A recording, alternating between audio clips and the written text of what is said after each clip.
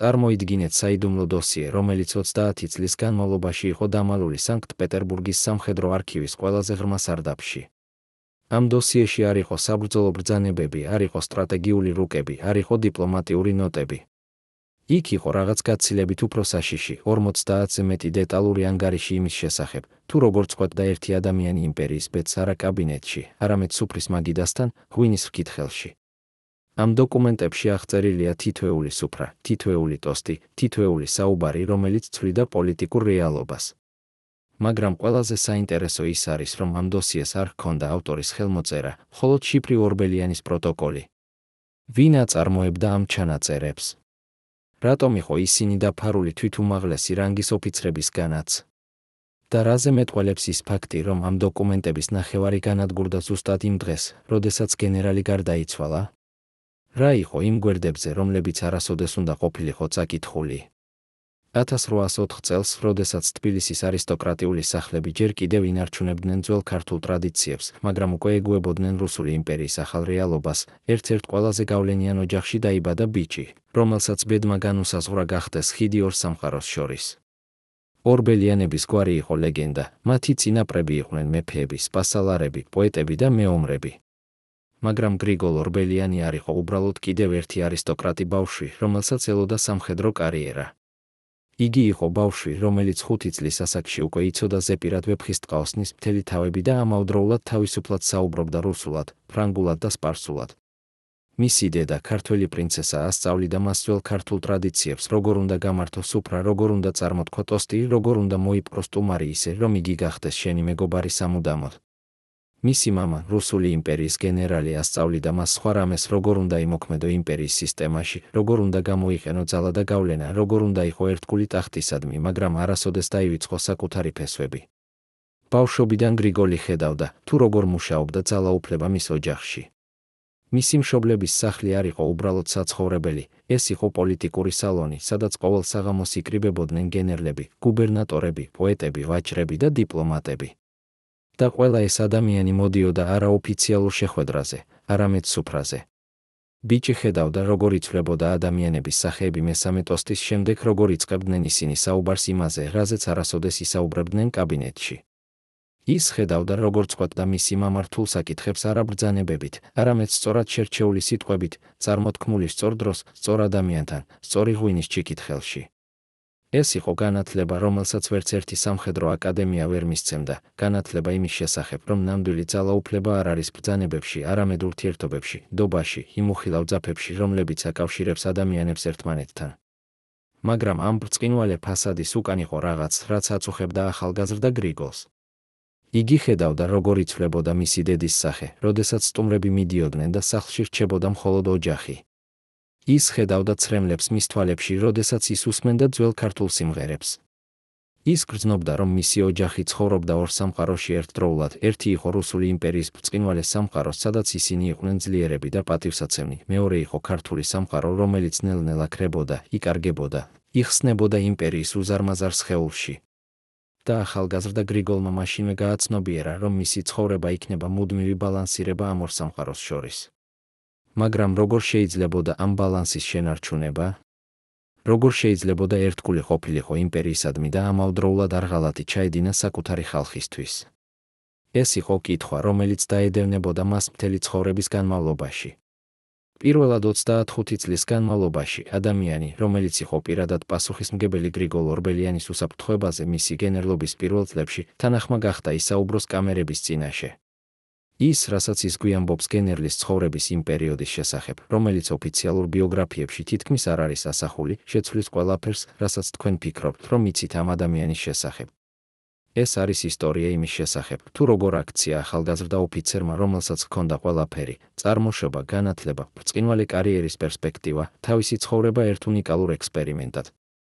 ეს არის ისტორია იმის შესახებ, თუ როგორ გახდა სუფრის მაგიდა მისი საბრძოლო ველი, ღვინის რქა, მისი იარაღი და ტოსტი, მისი სტრატეგია. ეს არის ექსკლუზიური ჩვენება, რომელიც დაგიტოვებთ თქვენ სუნთქვას. 1827 წელს, როდესაც გრიგოლ ორბელიანი დაბრუნდა სანქტ-პეტერბურგიდან, სადაც იგი დაამთავრა სამხედრო აკადემია პირველი ადგილით, თბილისის არისტოკრატიული საზოგადოება ელოდა, რომ ის გახდებოდა კიდევ ერთი ტიპიური კარიერისტი ოფიცერი, ცივი, გამოთვლილი, ორიენტირებული მხოლოდ წინსვლაზე სამსახურში. მაგრამ ის, რაც მოხდა, გააოცა ყველა. ახალგაზრდა ოფიცერი, რომელსაც ჰქონდა ყველა შესაძლებლობა სწრაფად ასვლისთვის კარიერულ კიბეზე, გააკეთა რაღაც უჩვეულო, მან დაიწყო სუფრების მოწყობა. არა ჩვეულებრივი სუფრები, არამედ ლეგენდარული, გრანდიოზული, ისეთი სუფრები, რომლებზეც საუბრობდნენ მთელ კავკასიაში.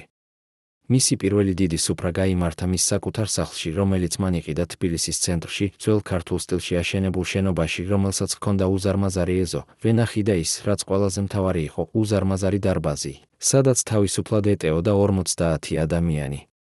ის, რაც მოხდა იმ პირველ სუფრაზე, გახდა ლეგენდა. გრიგოლმა მოიწვია ადამიანები, რომლებიც ჩვეულებრივ არასოდეს იკრიბებოდნენ ერთმაგიდასთან, რუსი გენერლები და ქართველი თავადები, სომხები, ვაჭრები და აზერბაიჯანელი ხანები, მართლმადიდებელი მღვდლები და მუსლიმი მოლები.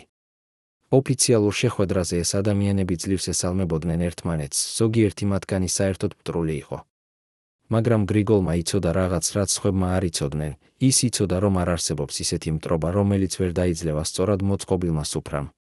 მან დაიწყო საღამო ტოსტით, რომელიც არ იყო ჩვეულებრივი ტოსტი. ის არ ლაპარაკობდა პოლიტიკაზე, არ ლაპარაკობდა იმპერიაზე, არ ლაპარაკობდა რელიგიაზე. მან წარმოთქვა ტოსტი იმაზე, რაც აერთიანებდა ყველა ამ ადამიანს, სიყვარულზე საკუთარი ოჯახისადმი, პატივისცემაზე წინაპრებისადმი, სურვილზე, რომ მათმა შვილებმა ეცხოვრათ უკეთეს სამყაროში. ეს იყო ტოსტი, რომელიც ლაპარაკობდა არა გონებაზე, არამედ გულზე. მისი პირადი მცველი იხსენებს, თუ როგორ იცვლებოდა ატმოსფერო იმ დარბაზში. პირველ საათში ადამიანები იჯდნენ დაძაბულად, თითოეული თავის ჯგუფთან ერთად, თითოეული ფრთხილად აკვირდებოდა სხვებს. მაგრამ გრიგოლი არ აჩქარებდა მოვლენებს. ის იცოდა, რომ სუფრას აქვს თავისი რიტმი, თავისი მუსიკა, თავისი ლოგიკა. მეორე საათისთვის, როდესაც ღვინო დაიწყო თავისი საქმის კეთება, როდესაც ადამიანები დაიწყეს ერთმანეთის მოსმენა, როდესაც გრიგოლმა წარმოთქვა მეორე ტოსტი, ამჯერად უფრო პირადი, უფრო ემოციური, ტოსტი, რომელშიც იგი ლაპარაკობდა თავის საკუთარ ბავშვობაზე, თავის დედაზე, თავის შიშებსა და იმედებზე, მაშინ რაღაც შეიცვალა. ადამიანები დაიწყა საუბარი, არა როგორც ოფიციალური პირები, არამედ როგორც ადამიანები. რუსი გენერალი დაიწყო ისტორიების მოყოლა თავისი ბავშვობის შესახებ რუსეთის შორეულ სოფელში. ქართველი თავადი გაიღიმა და გაიხსენა თავისი პირველი სიყვარული. სომეხი ვაჭარი ილაპარაკა თავისი მამის შესახებ, რომელიც გარდაიცვალა, როდესაც ის იყო ბავშვი. მესამე საათისთვის, როდესაც გრიგოლმა წარმოთქვა მესამე ტოსტი, ტოსტი მეგობრობაზე, ერთობაზე, იმაზე, რომ ჩვენ ყველანი ვართ ერთი დიდი ოჯახის ნაწილი, მიუხედავად ჩვენი წარმოშობისა, რელიგიისა თუ ენისა, მაშინ მოხდა ის, რისთვისაც ყველაფერი იყო დაგეგმილი. ადამიანები დაიწყა საუბარი იმაზე, რაზეც ისინი არასოდეს ისაუბრებდნენ ოფიციალურ შეხვედრაზე. რუსმა გენერალმა აღიარა, რომ ის ღრმად პატივს სცემდა ქართულ კულტურას და სწავლობდა ქართულ ენას. ქართველმა თავადმა თქვა, რომ იგი ესწრაფოდა უფრო მჭიდრო თანამშრომლობას რუსეთთან, რადგან ხედავდა ამაში მომავალს. სომეხმა ვაჭარმა შესთავაზა ერთობლივი ბიზნეს პროექტი, რომელიც შეუძლია სარგებელი მოუტანოს ყველას. და ყველა ეს საუბარი არ იყო ოფიციალური მოლაპარაკება, ეს იყო გულწრფელი საუბარი ადამიანებს შორის, რომლებიც იგრძნეს ერთმანეთის მიმართ ნდობა. გრიგოლის მცველი იხსენებს, თუ როგორ უყურებდა მას გენერალი იმ საღამოს, მისი თვალები ანათებდა, მაგრამ არა ღვინისგან, არამედ იმ გაგებისგან, რომ მან იპოვა თავისი გზა, თავისი იარაღი, თავისი ძალა. ის გაიგო, რომ სუფრა არ არის უბრალოდ ტრადიცია, ეს არის ტექნოლოგია, ძალაუფლების ტექნოლოგია, გავლენის ტექნოლოგია, ცვლილების ტექნოლოგია. მაგრამ რატომ მუშაობდა ეს ასე კარგად? რა იყო გრიგოლის საიდუმლო? მისი მცველი ამბობს, რომ საიდუმლო იყო არა ღვინოში, არა საჭმელში, არც კი თავად სუფრაში. საიდუმლო იყო გრიგოლის უნარში, ის უნარი, რომ ყოველ ადამიანს ეგრძნო, რომ იგი იყო ყველაზე მნიშვნელოვანი ადამიანი იმ ოთახში. როდესაც გრიგოლი ლაპარაკობდა თქვენთან, იგი არ უყურებდა სხვებს, არ ფიქრობდა სხვა რამეზე, იგი იყო მთლიანად თქვენთან, მთლიანად თქვენს ისტორიაში, თქვენს პრობლემებში, თქვენს სიზმრებში. ეს არ იყო თამაში, ეს არ იყო მანიპულაცია, ეს იყო ნამდვილი ინტერესი, ნამდვილი ემპათია, ნამდვილი სურვილი გაიგო და დაეხმარა. და ადამიანები გრძნობდნენ ამას. ისინი გრძნობდნენ, რომ გრიგოლი არ იყენებდა მათ, არამედ ნამდვილად ზრუნავდა მათზე. და ეს იყო ის, რაც აქცევდა მის სუფრებს არა უბრალოდ სოციალურ მოვლენებად, არამედ ადგილებად, სადაც ხდებოდა ნამდვილი ცვლილებები, ნამდვილი გარდაქმნები, ნამდვილი ისტორია. ერთი კვირით ადრე, ვიდრე გრიგოლ ორბელიანი მიიღებდა თავის პირველ გენერლის წოდებას, მოხდა რაღაც, რაც არასოდეს გამოჩენილა არც ერთ ოფიციალურ პროტოკოლში. ღამის 2 საათზე, როდესაც თბილისის წინავდა, მის სახლში ჩამოვიდა ადამიანი, რომელიც არ იყო ჩაწერილი არც ერთ სტუმართა სიაში. ეს ადამიანი ჩამოვიდა ფარული ეტლით, შევიდა სახლში უკანა შესასვლელიდან და გაატარა 1 საათი გრიგოლის კაბინეტში. მოწმეები ამბობენ, რომ როდესაც ეს ადამიანი გავიდა, გრიგოლი იჯდა თავის სავარძელში თეთრი როგორც ქაღალდი, ხელში ღვინის ჩიქა, რომელსაც არ ეხებოდა. მთელი ღამის განმავლობაში მისი კაბინეტში ითვოდა სანთელი დამსახურები ამბობენ, რომ ისინი ისმენდნენ, თუ როგორ დადიოდა გენერალი ოთახში, როგორ საუბრობდა თავის თავთან, როგორ იმეორებდა რაღაც სიტყვებს ისე, თითქოს ცდილობდა მათ გაგებას, მათ მიღებას, მათთან შეგუებას. რა ეთქვა მას იმ ღამით? შესთავაზეს თუ არა მას გადასახლება, თავშესაფარი, გზა გადარჩენისკენ. თუ პირიქით წაუკითხეს თუ არა მას განაჩენი, გააფრთხილეს თუ არა, რომ მისი გზა იყო საშიში და რომ იყო ძალები, რომლებიც არ სურდათ, რომ ის გაეგრძელებინა თავისი თამაში. ვინ იყო ეს ადამიანი? რუსული იმპერიის საიდუმლო სამსახურის აგენტი, ბრიტანული დაზვერვის წარმომადგენელი, სპარსეთის შაჰის მაგიდობარე, თუ ვინმე კიდევ უფრო ძლიერი, ვინმე, ვისი სახელიც არასოდეს უნდა წარმოთქმულიყო ხმამაღლა. ის, რაც ცნობილია, არის ის, რომ იმ ღამის შემდეგ რაღაც შეიცვალა გრიგოლ ორბელიანში. მისი უახლოესი მეგობრები ამბობენ, რომ იგი გახდა უფრო ფრთხილი, უფრო გამოთვლილი, მაგრამ ამავდროულად უფრო გადაწყვეტილი. თითქოს მან იცოდა რაღაც, რაც სხვებმა არ იცოდნენ. თითქოს მან ნახა რაღაც, რაც შეცვალა მისი თამაშის წესები. მომდევნო კვირებში მან გააორმაგა თავისი სუფრების რაოდენობა. ის იწვევდა ადამიანებს, რომლებსაც ადრე არასოდეს უწვევია. ის იწყებდა საუბრებს თემებზე, რომლებზეც ადრე არასოდეს ესაუბრა. და ყველაზე საინტერესო, ის დაიწყო ერთი უჩვეულო ჩვევა. ყოველი სუფრის ბოლოს, როდესაც ყველა სტუმარი მიდიოდა, იგი რჩებოდა მარტო თავის კაბინეტში და წერდა. არა პოეზიას, არა წერილებს, იგი წერდა დეტალურ ჩანაწერებს იმის შესახებ, თუ ვინ რა თქვა, ვინ როგორ რეაგირა, ვინ ვისთან ესაუბრა, რა იყო ნათქვამი და რა იყო დაუთქმელი. ეს იყო ის ჩანაწერები, რომლებიც მოგვიანებით იქნებოდა ცნობილი როგორც ორბელიანის პროტოკოლები. მაგრამ რატომ? რატომ იწერდა ის ამ ჩანაწერებს? ვისთვის? მისი მსახურები ამბობენ, რომ ის ინახავდა მათ სპეციალურ სეიფში, რომელსაც ჰქონდა 2 გასაღები. ერთი იყო გრიგოლთან, მეორე უცნობ ადამიანთან, რომელიც არასოდეს გამოჩენილა საჯაროდ. ზოგიერთი ისტორიკოსი ფიქრობს, რომ გრიგოლი მუშაობდა რუსული იმპერიის საიდუმლო სამსახურისთვის, რომ მისი სუფრები იყო დაზვერვის ოპერაციები, რომ ის აგროვებდა ინფორმაციას იმპერიისთვის. სხვები ამბობენ, რომ პირიქით ის მუშაობდა ქართული დამოუკიდებლობის საიდუმლო მოძრაობისთვის, რომ ის იყენებდა თავის პოზიციას, რომ დაეხმარა თავის ხალხს. მესამენი ფიქრობენ, რომ ის მუშაობდა საკუთარი თავისთვის, რომ ის აგროვებდა ინფორმაციას, რომელიც შეიძლებოდა გამოეყენებინა მომავალში, როდესაც დადგებოდა სწორი დრო. მაგრამ არის კიდევ ერთი ვერსია, უფრო საშიში, უფრო რთული ვერსია, რომ გრიგოლი მუშაობდა ყველასთვის და არავისთვის ერთდროულად, რომ ის თამაშობდა თავის საკუთარ თამაშს, რომლის წესებიც იცოდა მხოლოდ მან. წარმოიდგინეთ ადამიანი, რომელიც იჯდა ყოველ საღამოს თავის კაბინეტში, ღვინის ჩიქით ხელში და წერდა. წერდა იმის შესახებ, თუ როგორ ცვლიდა ძალაუფლება ხელებს, როგორ იბადებოდა და კვდებოდა იმპერიები, როგორ ებრძოდნენ და ერიგებოდნენ ადამიანები.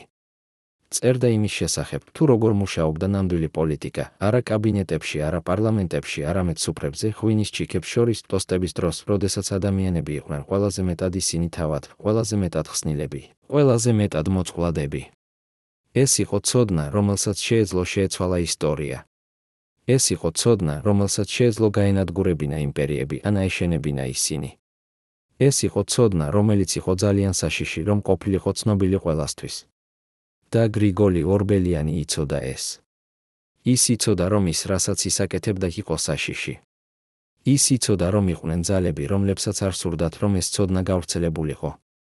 ის იცოდა, რომ ყოველი მისი სუფრა, ყოველი მისი ტოსტი, ყოველი მისი საუბარი იყო არა მხოლოდ სოციალური მოვლენა, არამედ პოლიტიკური აქტი, საშიში აქტი, რომელიც შეეძლო ჰქონოდა შედეგები, რომლებსაც ის ვერც კი წარმოიდგენდა. მაგრამ ის არ შეჩერებულა. პირიქით, ის გააგრძელა. ის გააგრძელა თავისი სუფრების მოწყობა, თავისი ტოსტების წარმოთქმა, თავისი ჩანაწერების წერა. რატომ? რა აიძულებდა მას გაეგრძელებინა, როდესაც ის იცოდა საფრთხე? რა იყო ის, რაც იყო უფრო ძლიერი ვიდრე შიში, უფრო ძლიერი ვიდრე ინსტინქტი თვით შენარჩუნებისა? მისი უახლოესი მეგობრები ამბობენ, რომ ეს იყო რწმენა. რწმენა იმისა, რომ ის, რასაც ის აკეთებდა, იყო მნიშვნელოვანი. რწმენა იმისა, რომ სიტყვებს, ურთიერთობებს, ადამიანურ კავშირებს შეეძლოთ შეეცვალათ სამყარო უფრო ეფექტურად ვიდრე იარაღს, ძალას, ძალადობას. რწმენა იმისა, რომ მისი ხალხი, მისი კულტურა, მისი ტრადიციები შეეძლოთ გადარჩენილიყვნენ არა ომის გზით, არამედ დიპლომატიის გზით, არა დაპირისპირების გზით, არამედ დიალოგის გზით. ეს იყო რწმენა, რომელიც ჩნდებოდა ყოველ საღამოს, როდესაც ის ხედავდა, თუ როგორ იცვლებოდნენ ადამიანები მის სუფრაზე, როგორ ხდებოდნენ ისინი უფრო ღიანი, უფრო ადამიანური, უფრო მზად დიალოგისთვის.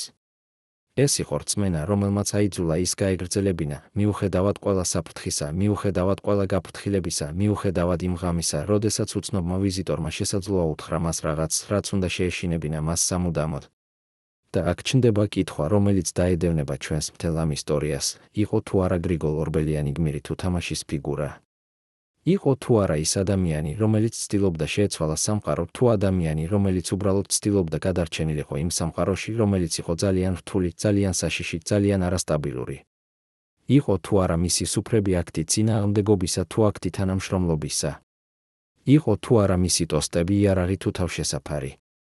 ეს არის კითხვები, რომლებზეც ჩვენ ვეცდებით ვუპასუხოთ ამ ისტორიის განმავლობაში.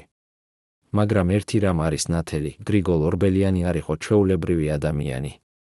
ის იყო ადამიანი, რომელმაც გაბედა იფიქროს განსხვავებულად, იმოქმედოს განსხვავებულად, იცხოვროს განსხვავებულად. და ეს თავისთავად უკვე არის რაღაც, რაც ღირს დასამახსოვრებლად.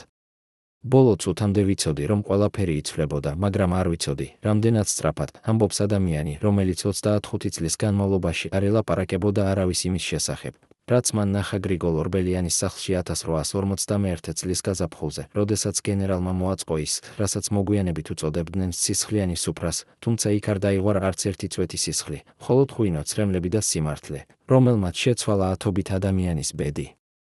ეს ადამიანი, რომელიც იყო გრიგოლის პირადი ექიმი იმ წლებში, ინახავს დღემდე ჩანაწერებს, რომლებიც არასოდეს გამოქვეყნებულა, ჩანაწერებს იმის შესახებ, თუ რა ხდებოდა გენერლის ორგანიზმში ყოველი სუფრის დროს, როგორ იცვლებოდა მისი პულსი, როგორ იცვლებოდა მისი წნევა, როგორ იცვლებოდა მისი სუნთქვა, როდესაც ის წარმოთქვამდა თავის ლეგენდარულ ტოსტებს. ამ დოკუმენტებში ასახულია რაღაც, რაც ცვლის ყველაფერს, რასაც ჩვენ ვიცით ამ ადამიანის შესახებ. ისინი აჩვენებენ, რომ გრიგოლი არ იყო უბრალოდ ბრწყინვალე დიპლომატი, არამედ ადამიანი, რომელიც იყენებდა თავის საკუთარ სხეულს როგორც ინსტრუმენტს, როგორც იარაღს, როგორც მსხვერპლს თავისი მიზნების მისაღწევად. რატომ ინახავდა ექიმი ამ ჩანაწერებს საიდუმლოდ? რა ეშინოდა მას? და რაზე მეტყველებს ის ფაქტი, რომ ამ დოკუმენტების ნახევარი დაცვა ზუსტად იმ დღეს, როდესაც გენერალი გარდაიცვალა? იმ გაზაფხულზე, როდესაც თბილისი ცხოვრობდა მოლოდინში ახალი რეფორმებისა, ახალი ბრძანებებისა, ახალი ცვლილებებისა, რომლებიც მოდიოდა სანქტ-პეტერბურგიდან, გრიგოლ ორბელიანმა მიიღო ერთი უჩვეულო გადაწყვეტილება, რომელმაც გააოცა თვით მისი უახლოესი მეგობრები და თანამშრომლები. მან გამოაცხადა, რომ მოაწყობდა სუფრას, რომელზეც მოიწვევდა ადამიანებს, რომლებიც არასოდეს იყვნენ მოწვეულნი ერთ მაგიდასთან, არა იმიტომ, რომ ისინი იყვნენ სხვადასხვა რელიგიის, სხვადასხვა ეროვნების თუ სხვადასხვა სოციალური ფენის წარმომადგენლები, არამედ იმიტომ, რომ ისინი იყვნენ პირდაპირ მტრები ადამიანები, რომლებიც ებრძოდნენ ერთმანეთს წლების განმავლობაში, ადამიანები, რომელთაგან ზოგიერთი ცდილობდა სხვის განადგურებას ყველა შესაძლო გზით. მოიწვია რუსი გენერალი, რომელიც ცნობილი იყო თავისი სიმკაცრით ადგილობრივი მოსახლეობის მიმართ და რომელიც ღიად ამბობდა, რომ კავკასია უნდა დაემორჩილებინათ ძალით, არა დიალოგით. მოიწვია ქართველი თავადი, რომელიც ხელმძღვანელობდა საიდუმლო ორგანიზაციას, რომელიც ებრძოდა რუსულ მმართველობას და რომელიც ითვლებოდა ერთ-ერთ ყველაზე საშიშ ადამიანად იმპერიისთვის. მოიწვია სომეხი ეპისკოპოსი და აზერბაიჯანელი მოლა, რომლებიც წლების განმავლობაში ებრძოდნენ ერთმანეთს რელიგიურ საკითხებზე და რომელთა მიმდევრები ხშირად ერთვებოდნენ სისხლიან დაპირისპირებებში. მოიწვია ვაჭრები, რომლებიც იყვნენ კონკურენტები და რომლებიც ცდილობდნენ ერთმანეთის გაკოტრებას. მოიწვია ოფიცრები, რომლებიც ებრძოდნენ ერთმანეთს კარიერულ კიბეზე და რომლებიც ვრცელებდნენ ერთმანეთის შესახებ ყველაზე საშინელ ჭორებს. როდესაც ამ ადამიანების მოწვევის შესახებ გახდა ცნობილი, თბილისის არისტოკრატიული საზოგადოება იყო შოკში, ყველა ელოდა კატასტროფას, სკანდალს, შესაძლოა თუნდაც ძალადობას, რადგან ეს ადამიანები არ შეეძლოთ ყოფილიყვნენ ერთ ოთახში ერთმანეთთან ისე, რომ არ მომხდარიყო რაღაც საშინელი. მაგრამ გრიგოლი იცოდა რაღაც, რასაც სხვები არ იცოდნენ. ის იცოდა, რომ ყველაზე ძლიერი მტრობა ხშირად დაფუძნებულია არა ნამდვილ განსხვავებებზე, არამედ გაუგებრობაზე, შიშზე, ამბიციებზე, რომლებიც არასოდეს ყოფილა გამოთქმული ხმამაღლა. ის იცოდა, რომ თუ შეძლებდა ამ ადამიანების მოყვანას იმ წერტილამდე, სადაც ისინი დაინახავდნენ ერთმანეთში არა მტრებს, არამედ ადამიანებს თავიანთი შიშებით, თავიანთი იმედებით, თავიანთი ტკივილით, მაშინ შესაძლოა მოხდებოდა რაღაც, რაც შეცვლიდა ყველაფერს. მაგრამ როგორ შეეძლო მას მieყვანა ეს ადამიანები იმ წერტილამდე? როგორ შეეძლო მას გაეღო მათი გულები, როდესაც ისინი მოდიოდნენ იქ შეიარაღებულნი არა მხოლოდ იარაღით, არამედ წინასწარი განწყობით, სიძულვილით, წლების განმავლობაში დაგროვილი წყენებით? მისმა პირადმა ექიმმა, რომელიც იყო იმ სუფრაზე და რომელიც აკვირდებოდა გრიგოლს მთელი საღამოს განმავლობაში, ამბობს, რომ ის რაც მოხდა იყო რაღაც, რაც ის არასოდეს ნახა არც ადრე და არც მოგვიანებით, ის ნახა. თუ როგორ გამოიყენა ერთმა ადამიანმა თავისი საკუთარი სხეული, თავისი საკუთარი ემოციები, თავისი საკუთარი სისუსტე, როგორც იარაღი, როგორ გახადა საკუთარი თავი მოწყვლადი იმისთვის, რომ სხვებიც გამხდარიყვნენ მოწყვლადნი. გრიგოლმა დაიწყო საღამო არა ტრადიციული ტოსტით, არამედ რაღაც სრულიად უჩვეულოთი. მან დადგა, აიღო ღვინის რქა და თქვა, რომ ის არ წარმოთქვამდა ტოსტს, სანამ არ მოისმენდა ყველა მათგანს, სანამ არ გაიგებდა, რატომ იყვნენ ისინი იქ, რას ელოდნენ, რისი ეშინოდათ. ეს იყო რაღაც ისეთი, რაც არასოდეს მომხდარა არც ერთ სუფრაზე, მას პინძელი, რომელიც არ ლაპარაკობდა, არამედ უსმენდა, რომელიც არ აკონტროლებდა საუბარს, არამედ აძლევდა სხვებს საშუალებას ესაუბრათ, რომელიც აქცევდა საკუთარ თავს არა ცენტრად, არამედ სივრცეთ, სადაც სხვებს შეეძლოთ ყოფილიყვნენ ისინი თავად. და რაღაც საოცარი მოხდა, ადამიანები, რომლებიც მოვიდნენ იქ მზად კონფლიქტისთვის, მზად დაცვისთვის, მზად თავდაცვისთვის, ნელ-ნელა დაიწყა საუბარი, არა როგორც გენერლები, თავადები, ეპისკოპოსები თუ ვაჭრები, არამედ როგორც ადამიანები, რომლებსაც ჰქონდათ ისტორიები, რომლებსაც ჰქონდათ ტკივილი, რომლებსაც ჰქონდათ შიში. რუსმა გენერალმა, რომელიც ცნობილი იყო თავისი სიმკაცრით, ილაპარაკა თავის ძმაზე, რომელიც დაიღუპა კავკასიაში ერთ-ერთ ბრძოლაში და რომლის სიკვდილი მას არასოდეს გადაუტანია, ის ილაპარაკა იმაზე, თუ როგორ აწამებდა მას ყოველი დღე აზრი, რომ მისი სიმკაცრე იყო არა ძალა, არამედ სისუსტე, არა გამბედაობა, არამედ შიში იმისა, რომ თუ ის გახდებოდა რბილი, თუ ის გახდებოდა ადამიანური, მაშინ ის დაკარგავდა კონტროლს, დაკარგავდა ძალას, დაკარგავდა იმას, რაც აკავშირებდა მას მის გარდაცვლილ ძმასთან. ქართველმა თავადმა, რომელიც ხელმძღვანელობდა საიდუმლო ორგანიზაციას, ილაპარაკა თავის შვილზე, რომელიც იყო ავად და რომლისთვისაც ის ცდილობდა შეენარჩუნებინა ქართული კულტურა, ქართული ენა, ქართული იდენტობა, არა იმიტომ, რომ ის სძულდა რუსეთი, არამედ იმიტომ, რომ ის უყვარდა საქართველო და ის ეშინოდა, რომ მისი შვილი გაიზრდებოდა სამყაროში, სადაც აღარ იარსებებდა ის, რაც აქცევდა მათ ქართველებად. სომეხმა ეპისკოპოსმა და აზერბაიჯანელმა მოლამ, რომლებიც წლების განმავლობაში ებრძოდნენ ერთმანეთს, ილაპარაკეს თავიანთ რწმენაზე, არა როგორც იარაღზე, არა როგორც იდენტობაზე, არამედ როგორც ძიებაზე, როგორც მცდელობაზე იპოვონ აზრი სამყაროში, რომელიც ხშირად ჩანდა უაზრო და სასტიკი, და ისინი აღმოაჩინეს, რომ მათი ძიება იყო ერთი და იგივე, რომ მათი კითხვები იყო ერთი და იგივე, რომ მათი შიშები და იმედები იყო ერთი და იგივე, მიუხედავად იმისა, რომ ისინი უწოდებდნენ ღმერთს სხვადასხვა სახელებს და ლოცულობდნენ სხვადასხვა ენებზე. ვაჭრებმა, რომლებიც იყვნენ კონკურენტები, ილაპარაკეს თავიანთ ოჯახებზე, თავიანთ შიშებზე იმის შესახებ, რომ ისინი ვერ ახერხებდნენ საკმარის დროის გატარებას თავიანთ შვილებთან, რომ ისინი ცხოვრობდნენ მუდმივ სტრესში, მუდმივ შიშში იმისა, რომ დაკარგავდნენ ყველაფერს, რისთვისაც ისინი მუშაობდნენ, და ისინი აღმოაჩინეს, რომ მათი კონკურენცია იყო არა ბუნებრივი, არამედ შექმნილი, არა აუცილებელი, არამედ არჩეული და რომ ისინი შეეძლოთ ეარჩიათ სხვაგვარად. გრიგოლის ექიმი ამბობს, რომ მესამე საათისთვის, როდესაც ყველა ეს ადამიანი ესაუბრა, როდესაც ყველა მათგანმა გაიღო თავისი გული, გრიგოლმა საბოლოოდ დადგა და წარმოთქვა თავისი ტოსტი, მაგრამ ეს არ იყო ჩვეულებრივი ტოსტი, ეს იყო რაღაც, რაც ექიმმა აღწერა როგორც ემოციური ქირურგია. გრიგოლმა ილაპარაკა იმაზე, რასაც ის მოისმინა, ილაპარაკა ყველა მათგანის ტკივილზე, ყველა მათგანის შიშზე, ყველა მათგანის იმედზე და მან აჩვენა, თუ როგორ იყო ყველა ეს ტკივილი, ყველა ეს შიში, ყველა ეს იმედი დაკავშირებული ერთმანეთთან. თუ როგორ იყო ყველა ისინი ნაწილი ერთი დიდი ადამიანური გამოცდილებისა, ერთი დიდი ადამიანური ბრძოლისა გადარჩენისთვის, აზრისთვის, სიყვარულისთვის იმ სამყაროში, რომელიც ხშირად ცდილობდა წაერთვა მათგან ყველაფერი, რაც აქცევდა მათ ადამიანებად. და როდესაც მან დაასრულა თავისი ტოსტი, როდესაც მან აიღო თავისი ღვინის რქა და დალია, ექიმმა დაინახა რაღაც, რაც მას არასოდეს დაუვიწყდება. მან დაინახა, თუ როგორ დაიწყო გრიგოლის ხელების კანკალი, როგორ გახდა მისი სახე თეთრი, როგორ დაიწყო ოფლიანობა. და მან გააცნობიერა, რომ ის, რასაც გრიგოლი აკეთებდა, არ იყო უბრალოდ დიპლომატია, არ იყო უბრალოდ სოციალური უნარი. ეს იყო რაღაც, რაც მოითხოვდა უზარმაზარ ფიზიკურ და ემოციურ ძალისხმევას, რაღაც, რაც ლიტერალურად ანადგურებდა მის სხეულს ყოველი ასეთი საღამოს. შემდეგ. მაგრამ რატომ? რატომ აკეთებდა ის ამას? რატომ აწირავდა ის თავის საკუთარ ჯანმრთელობას, თავის საკუთარ კეთილდღეობას ამ სუფრებისთვის? ექიმმა ჰკითხა მას ამის შესახებ იმ საღამოს შემდეგ, როდესაც ყველა სტუმარი წავიდა და გრიგოლი იჯდა თავის კაბინეტში, ისევ თეთრი როგორც ქაღალდი, ისევ კანკალით, ისევ ღვინის ჩიქით ხელში, რომელსაც არ ეხებოდა.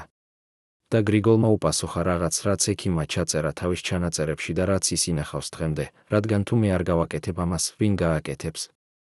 თუ მე არ ვაჩვენებ, რომ შესაძლებელია სხვაგვარად, ვინ აჩვენებს? თუ მე არ დავუკავშირებ ამ ადამიანებს ერთმანეთთან, ვინ დააკავშირებს? და თუ ისინი არ დაუკავშირდებიან ერთმანეთს, მაშინ რა მომავალი აქვს ჩემს ხალხს, ჩემს ქვეყანას, ჩემს შვილებს? ეს იყო პასუხი, რომელიც ხსნიდა ყველაფერს, ხსნიდა. თუ რატომ აგრძელებდა ის, მიუხედავად საფრთხისა, მიუხედავად დაღლილობისა, მიუხედავად იმისა, რომ მისი საკუთარი სხეული ლიტერალურად ინგრეოდა ყოველი ასეთი საღამოს შემდეგ. მაგრამ იყო კიდევ რაღაც, რაც ექიმმა აღმოაჩინა იმ საღამოს შემდეგ, რაღაც, რაც მას არასოდეს უთქვამს არავისთვის, რაღაც, რაც ის ამბობს მხოლოდ ახლა, 25 წლის შემდეგ, მან აღმოაჩინა, რომ გრიგოლი იღებდა სპეციალურ მედიკამენტებს ყოველი სუფრის წინ. მედიკამენტებს, რომლებიც ეხმარებოდა მას გაუძლოს იმ უზარმაზარ ემოციურ და ფიზიკურ დატვირთვას, რომელსაც ის განიცდიდა ყოველი ასეთი საღამოს განმავლობაში. ეს იყო მედიკამენტები, რომლებიც იყო საშიში, რომლებიც შეეძლოთ ჰქონოდათ სერიოზული გვერდითი ეფექტები, რომლებიც შეეძლოთ დააზიანებინათ მისი გული, მისი ღვიძლი, მისი თირკმელები. მაგრამ გრიგოლი აგრძელებდა მათ მიღებას, რადგან ის იცოდა, რომ მის გარეშე ის ვერ შეძლებდა გაეკეთებინა ის, რასაც ის აკეთებდა, ვერ შეძლებდა ყოფილიყო ის, ვინც ის იყო, ვერ შეძლებდა შეესრულებინა ის მისია, რომელიც მან აირჩია თავისთვის. ეს იყო აღმოჩენა, რომელმაც შეცვალა ყველაფერი ექიმისთვის. ის გააცნობიერა, რომ გრიგოლი არ იყო უბრალოდ ბრწყინვალე დიპლომატი, არამედ ადამიანი, რომელიც ლიტერალურად აწირავდა თავის ცხოვრებას, თავის ჯანმრთელობას, თავის მომავალს იმისთვის, რომ შეეცვალა სხვების ცხოვრება, სხვების მომავალი, სხვების ბედი. და ეს იყო რაღაც, რაც იყო ერთდროულად გმირული და ტრაგიკული, ძლიერი და მოწყვლადი, შთამბეჭდავი და საშიში. და აქ ჩნდება კითხვა, რომელიც უნდა დავსვათ ჩვენს თავს, რამდენი ადამიანი იქნებოდა მზად გაეკეთებინა ის, რაც გრიგოლმა გააკეთა? რამდენი ადამიანი იქნებოდა მზად გაეწირა თავისი ჯანმრთელობა, თავისი კეთილდღეობა, თავისი მომავალი იმისთვის, რომ დაეხმარა სხვებს? რამდენი ადამიანი იქნებოდა მზად გამოეყენებინა თავისი საკუთარი სხეული როგორც იარაღი, როგორც ინსტრუმენტი, როგორც მსხვერპლი იმისთვის, რომ შეეცვალა სამყარო? ეს არის კითხვები, რომლებზეც ჩვენ უნდა ვიფიქროთ, როდესაც ვსაუბრობთ გრიგოლ ორბელიანზე, არა როგორც ლეგენდაზე, არა როგორც გმირზე, არამედ როგორც ადამიანზე, რომელმაც გააკეთა არჩევანი, რომელიც იყო ერთდროულად ძლიერი და მოწყვლადი, გმირული და ტრაგიკული, შთამბეჭდავი და საშიში. წარმოიდგინეთ საიდუმლო ბიბლიოთეკა დამალული თბილისის ერთ-ერთი უძველესი ეკლესიის სარდაფში, სადაც ინახება დოკუმენტები, რომლებიც არასოდეს ყოფილა კატალოგიზირებული, არასოდეს ყოფილა ხელმისაწვდომი მკვლევარებისთვის, არასოდეს ყოფილა აღიარებული ოფიციალურად. დოკუმენტები, რომლებიც აღწერენ გრიგოლ ორბელიანის ცხოვრების ერთ-ერთ ყველაზე საიდუმლო ასპექტს, რომელზეც არასოდეს ლაპარაკობდნენ ხმამაღლა, რომელიც იყო ცნობილი მხოლოდ ძალიან ვიწრო წრისთვის, რომელიც შეეძლო ჰქონოდა კატასტროფული შედეგები, თუ ის გახდებოდა საჯარო. ამ დოკუმენტებში აღწერილია გრიგოლის ურთიერთობა ერთ ადამიანთან. ურთიერთობა, რომელიც იყო ერთდროულად მეგობრობა და მტრობა, თანამშრომლობა და კონკურენცია, სიყვარული და სიძულვილი, ურთიერთობა, რომელმაც განსაზღვრა მისი ცხოვრების ბოლო 20 წელი და რომელმაც შესაძლოა განსაზღვრა მისი ბედიც. ეს დოკუმენტები ინახება სპეციალურ ყუთში, რომელზეც დაწერილია მხოლოდ ერთი სიტყვაც საშიში. ვინ იყო ეს ადამიანი? რატომ იყო ეს ურთიერთობა ასე საიდუმლო? და რატომ ინახება ეს დოკუმენტები დღემდე დაფარულად, მიუხედავად იმისა, რომ გასულია უკვე ასე მეტი წელი იმ მოვლენებიდან, რომლებიც მათში აღწერილია. 1855 წელს, როდესაც გრიგოლ ორბელიანი იყო უკვე ცნობილი და პატივსაცემი გენერალი, როდესაც მისი სუფრები იყო ლეგენდარული მთელ კავკასიაში, როდესაც მისი გავლენა იყო უდაო და მისი პოზიცია მყარი, მოხდა რაღაც, რაც შეცვალა ყველაფერი. მის ცხოვრებაში გამოჩნდა ადამიანი, რომელიც იყო ერთდროულად მისი ანარეკლი და მისი საპირისპირო, მისი მეგობარი და მისი მტერი, მისი მხარდამჭერი და მისი კონკურენტი. ეს იყო ახალგაზრდა ოფიცერი, რომელიც ჩამოვიდა სანქტ-პეტერბურგიდან სპეციალური მისიით, რომელიც ოფიციალურად იყო დაკავშირებული სამხედრო რეფორმებთან, მაგრამ რომელიც რეალურად, როგორც ეს ჩანს იმ საიდუმლო დოკუმენტებიდან, იყო დაკავშირებული გრიგოლ ორბელიანის თვალყურის დევნებასთან, მისი საქმიანობის შესწავლასთან, მისი გავლენის შეფასებასთან და შესაძლოა მისი განადგურებასთან, თუ ის აღმოჩნდებოდა საფრთხე იმპერიისთვის. ეს ახალგაზრდა ოფიცერი, რომლის სახელი იყო ალექსანდრე ბარატაშვილი, იყო ქართველი, ისევე როგორც გრიგოლი, იყო არისტოკრატი, ისევე როგორც გრიგოლი, იყო პოეტი და მეომარი, ისევე როგორც გრიგოლი, მაგრამ ის იყო რაღაც, რაც გრიგოლი არ იყო, ის იყო ადამიანი, რომელიც არ ჰქონდა ეჭვები, არ ჰქონდა შიშები, არ ჰქონდა ის შინაგანი კონფლიქტი, რომელიც აწამებდა გრიგოლს მთელი ცხოვრების განმავლობაში. როდესაც ალექსანდრე პირველად მივიდა გრიგოლის სახლში, როდესაც ისინი პირველად შეხვდნენ ერთმანეთს, მოხდა რაღაც, რაც იყო ერთდროულად მაგიური და საშიში, ისინი დაუყოვნებლივ იგრძნეს ერთმანეთის მიმართ კავშირი, რომელიც იყო ღრმა და ძლიერი, მაგრამ ამავდროულად საშიში და დესტრუქციული. ისინი ესაუბრნენ მთელი ღამის განმავლობაში, ესაუბრნენ პოეზიაზე, პოლიტიკაზე, ფილოსოფიაზე, ცხოვრებაზე, სიკვდილზე, სიყვარულზე, სიძულვილზე, იმედზე, სასოწარკვეთაზე და ისინი აღმოაჩინეს, რომ ისინი იყვნენ ერთმანეთის ანარეკლები, რომ ისინი ხედავდნენ სამყაროს ერთნაირად, რომ ისინი გრძნობდნენ ერთნაირად, რომ ისინი ოცნებობდნენ ერთნაირად, მაგრამ ამავდროულად ისინი იყვნენ ერთმანეთის საპირისპირო, რადგან გრიგოლი ირჩევდა გზას დიპლომატიის, დიალოგის, თანდათანობითი ცვლილებების გზას, ხოლო ალექსანდრე ირჩევდა გზას რადიკალიზმის, რევოლუციის, სწრაფი და რადიკალური ცვლილებების გზას. ისინი იყვნენ ორი მხარე ერთი მონეტისა, ორი გზა ერთი მიზნისკენ, ორი ხმა ერთი ხალხისა, მაგრამ ისინი იყვნენ გზები, რომლებიც ვერასოდეს შეხვდებოდნენ ერთმანეთს, რომლებიც იყვნენ განწირულნი, იყვნენ მუდმივ კონფლიქტში, მუდმივ დაპირისპირებაში, მუდმივ ბრძოლაში ერთმანეთთან. იმ საიდუმლო დოკუმენტებში, რომლებიც ინახება ეკლესიის სარდაფში, აღწერილია მათი ურთიერთობის განვითარება მომდევნო წლების განმავლობაში, ურთიერთობა, რომელიც იყო ერთდროულად ლამაზი და საშიში, შთამაგონებელი და დესტრუქციული. ისინი ხდებოდნენ მეგობრები, ისინი ატარებდნენ საათებს ერთად, ესაუბრნენ, წერდნენ პოეზიას, ლოცულობდნენ ერთად, ოცნებობდნენ ერთად იმ მომავალზე, რომელშიც საქართველო იქნებოდა თავისუფალი და მოუკიდებელი აყვავებული. მაგრამ ამავდროულად ისინი ხდებოდნენ მტრები, რადგან ალექსანდრე ხედავდა გრიგოლის მეთოდებში სისუსტეს, კომპრომისს, ღალატს იმ იდეალების მიმართ, რომლებსაც ისინი ორივე იზიარებდნენ, ხოლო გრიგოლი ხედავდა ალექსანდრეს მეთოდებში საშიშროებას, რადიკალიზმს, რისკს, რომელიც შეეძლო გაენადგურებინა ყველაფერი, რისთვისაც ისინი ორივე იბრძოდნენ. ისინი ებრძოდნენ ერთმანეთს, არა ფიზიკურად, არამედ ინტელექტუალურად, ემოციურად, ფილოსოფიურად, ისინი ებრძოდნენ იმის გამო, თუ რა იყო სწორი გზა, რა იყო სწორი მეთოდი, რა იყო სწორი მსხვერპლი. და ეს ბრძოლა იყო რაღაც, რაც აწამებდა მათ ორივეს, რადგან ისინი უყვარდათ ერთმანეთი, პატივს სცემდნენ ერთმანეთს, აფასებდნენ ერთმანეთს, მაგრამ ამავდროულად ისინი ვერ შეეძლოთ შეეგუებინათ ერთმანეთის არჩევანს, ერთმანეთის გზას, ერთმანეთის ხედვას. დოკუმენტებში აღწერილია ერთი კონკრეტული ეპიზოდი, რომელიც მოხდა 1857 წელს, ეპიზოდი, რომელიც გახდა გარდამტეხი წერტილი მათ ურთიერთობაში, ეპიზოდი, რომელიც აჩვენა, თუ რამდენად ღრმა იყო მათი განსხვავებები და რამდენად შეუძლებელი იყო მათი შერიგება. ალექსანდრემ მოიყვანა გრიგოლთან ინფორმაცია იმის შესახებ, რომ იგეგმებოდა აჯანყება, რომელიც უნდა მომხდარიყო თბილისში, აჯანყება, რომელიც უნდა ყოფილიყო სიგნალი მთელი კავკასიისთვის, აჯანყება, რომელიც უნდა დაეწყო ქართული დამოუკიდებლობის მოძრაობას. ალექსანდრეს თხოვდა გრიგოლს მხარი დაეჭირა ამ აჯანყებისთვის, გამოეყენებინა თავისი გავლენა, თავისი კავშირები, თავისი რესურსები იმისთვის, რომ ეს აჯანყება ყოფილიყო წარმატებული. მაგრამ გრიგოლმა უარი თქვა არა იმიტომ, რომ ის არ უჭერდა მხარს დამოუკიდებლობის იდეას, არამედ იმიტომ, რომ ის ხედავდა, რომ ეს აჯანყება იყო განწირული წარუმატებლობისთვის, რომ ის გამოიწვევდა მხოლოდ სისხლს, ტანჯვას, რეპრესიებს, რომ ის გაანადგურებდა ყველაფერს, რასაც ის აშენებდა წლების განმავლობაში, ყველა იმ კავშირებს, ყველა იმ ნდობას, ყველა იმ შესაძლებლობებს, რომლებიც შეეძლოთ მომავალში გამოეყენებინათ უფრო ეფექტურად, უფრო უსაფრთხოდ, უფრო წარმატებულად. ალექსანდრე იყო გაბრაზებული, ის ხედავდა გრიგოლის უარში არა სიბრძნეს, არამედ სიმხდალეს, არა ფრთხილობას, არამედ შიშს, არა სტრატეგიას, არამედ ღალატს. ისინი ჩხუბობდნენ მთელი ღამის განმავლობაში, ჩხუბობდნენ ისე, რომ მსახურები ისმენდნენ მათ ხმებს მთელ სახლში, ჩხუბობდნენ ისე, რომ ორივე მათგანი იყო ცრემლებში, იყო ტკივილში, იყო სასოწარკვეთაში.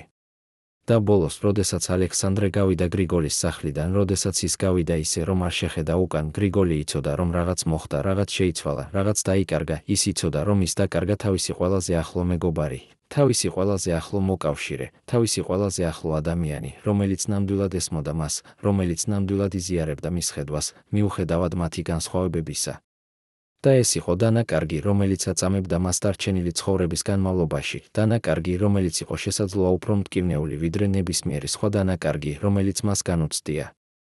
მაგრამ ისტორია არ დამთავრებულა იქ. დოკუმენტები აჩვენებენ, რომ ალექსანდრე გააგრძელა თავისი გეგმები, გააგრძელა თავისი მოძრაობა, გააგრძელა თავისი ბრძოლა, მაგრამ ის გააგრძელა ის ახლა არა როგორც გრიგოლის მეგობარი, არამედ როგორც გრიგოლის მტერი, როგორც ადამიანი, რომელიც ხედავდა გრიგოლში ხელის შემშლელს, ხედავდა მასში ადამიანს, რომელიც აფერხებდა პროგრესს, აფერხებდა ცვლილებებს, აფერხებდა რევოლუციას.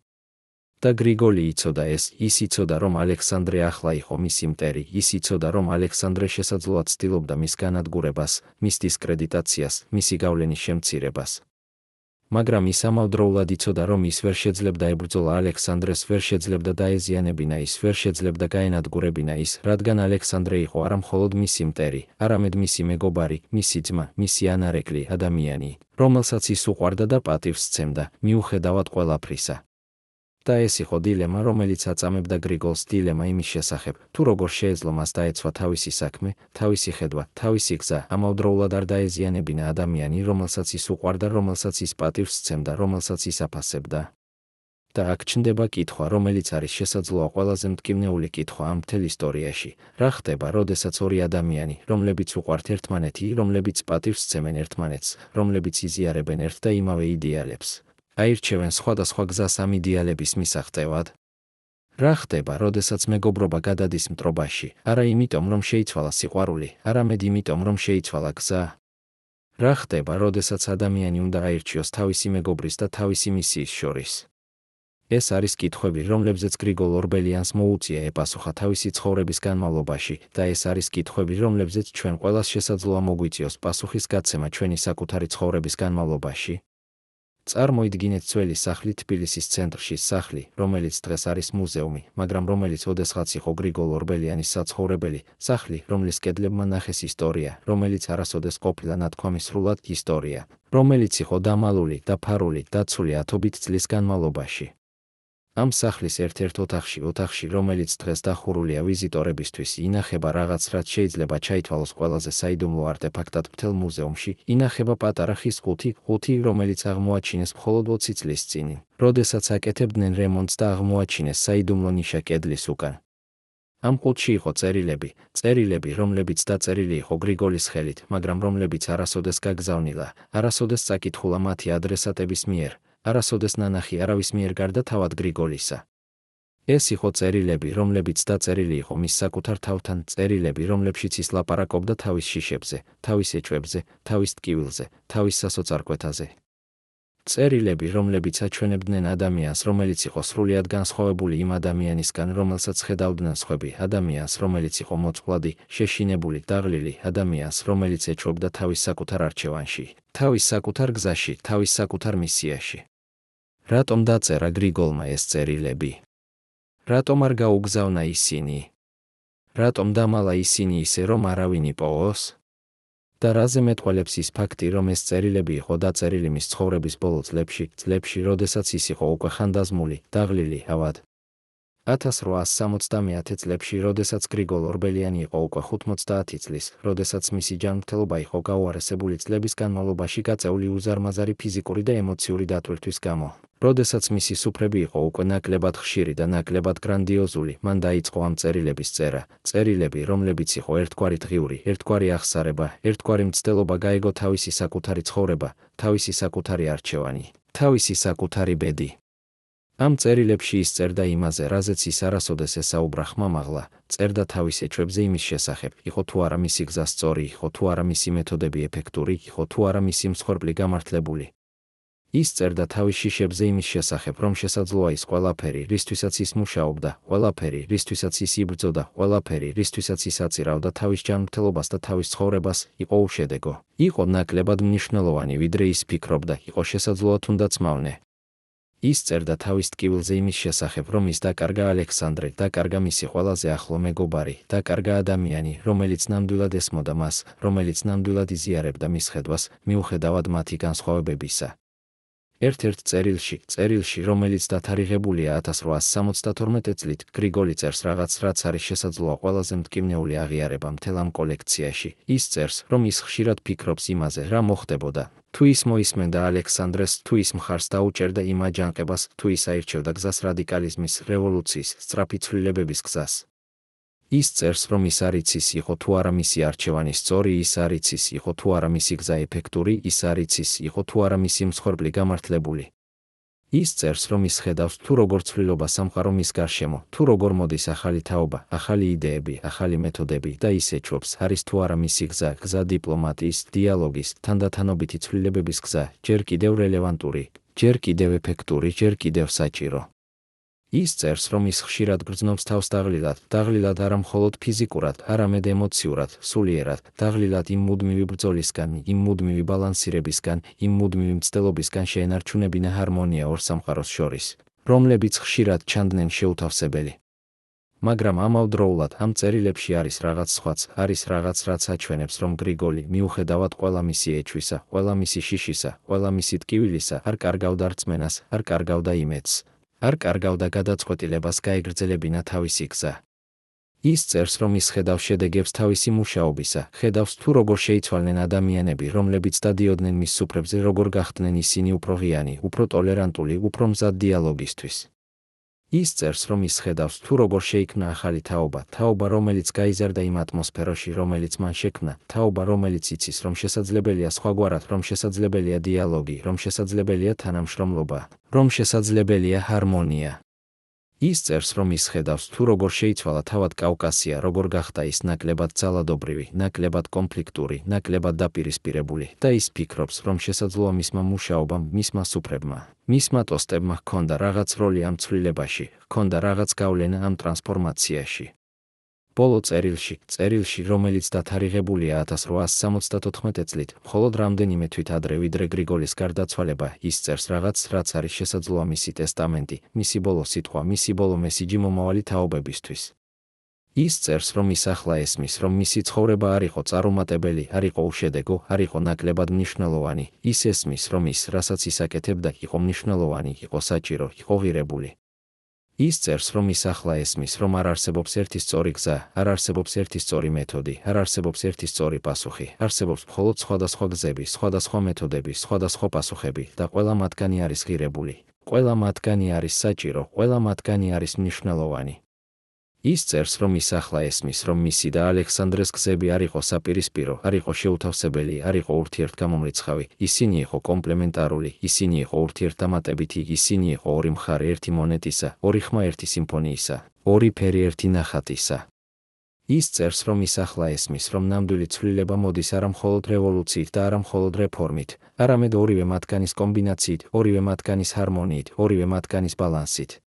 და ბოლო აბზაცში, ბოლო სიტყვებში გრიგოლი წერს რაღაც, რაც არის შესაძლოა ყველაზე ლამაზი და ყველაზე მტკივნეული აღიარება მთელ ამ კოლექციაში. ის წერს, რომ ის ახლა ესმის, რომ მისი ცხოვრება იყო არა წარმატება და არა წარუმატებლობა, არამედ მცდელობა იყოს ადამიანი, მცდელობა იყოს ერთგული თავისი იდეალებისადმი, მცდელობა შეეცვალა სამყარო იმ გზით, რომელიც მას მიაჩნდა სწორად, მიუხედავად ყველა ეჩვისა, ყველა შიშისა, ყველა ტკივილისა.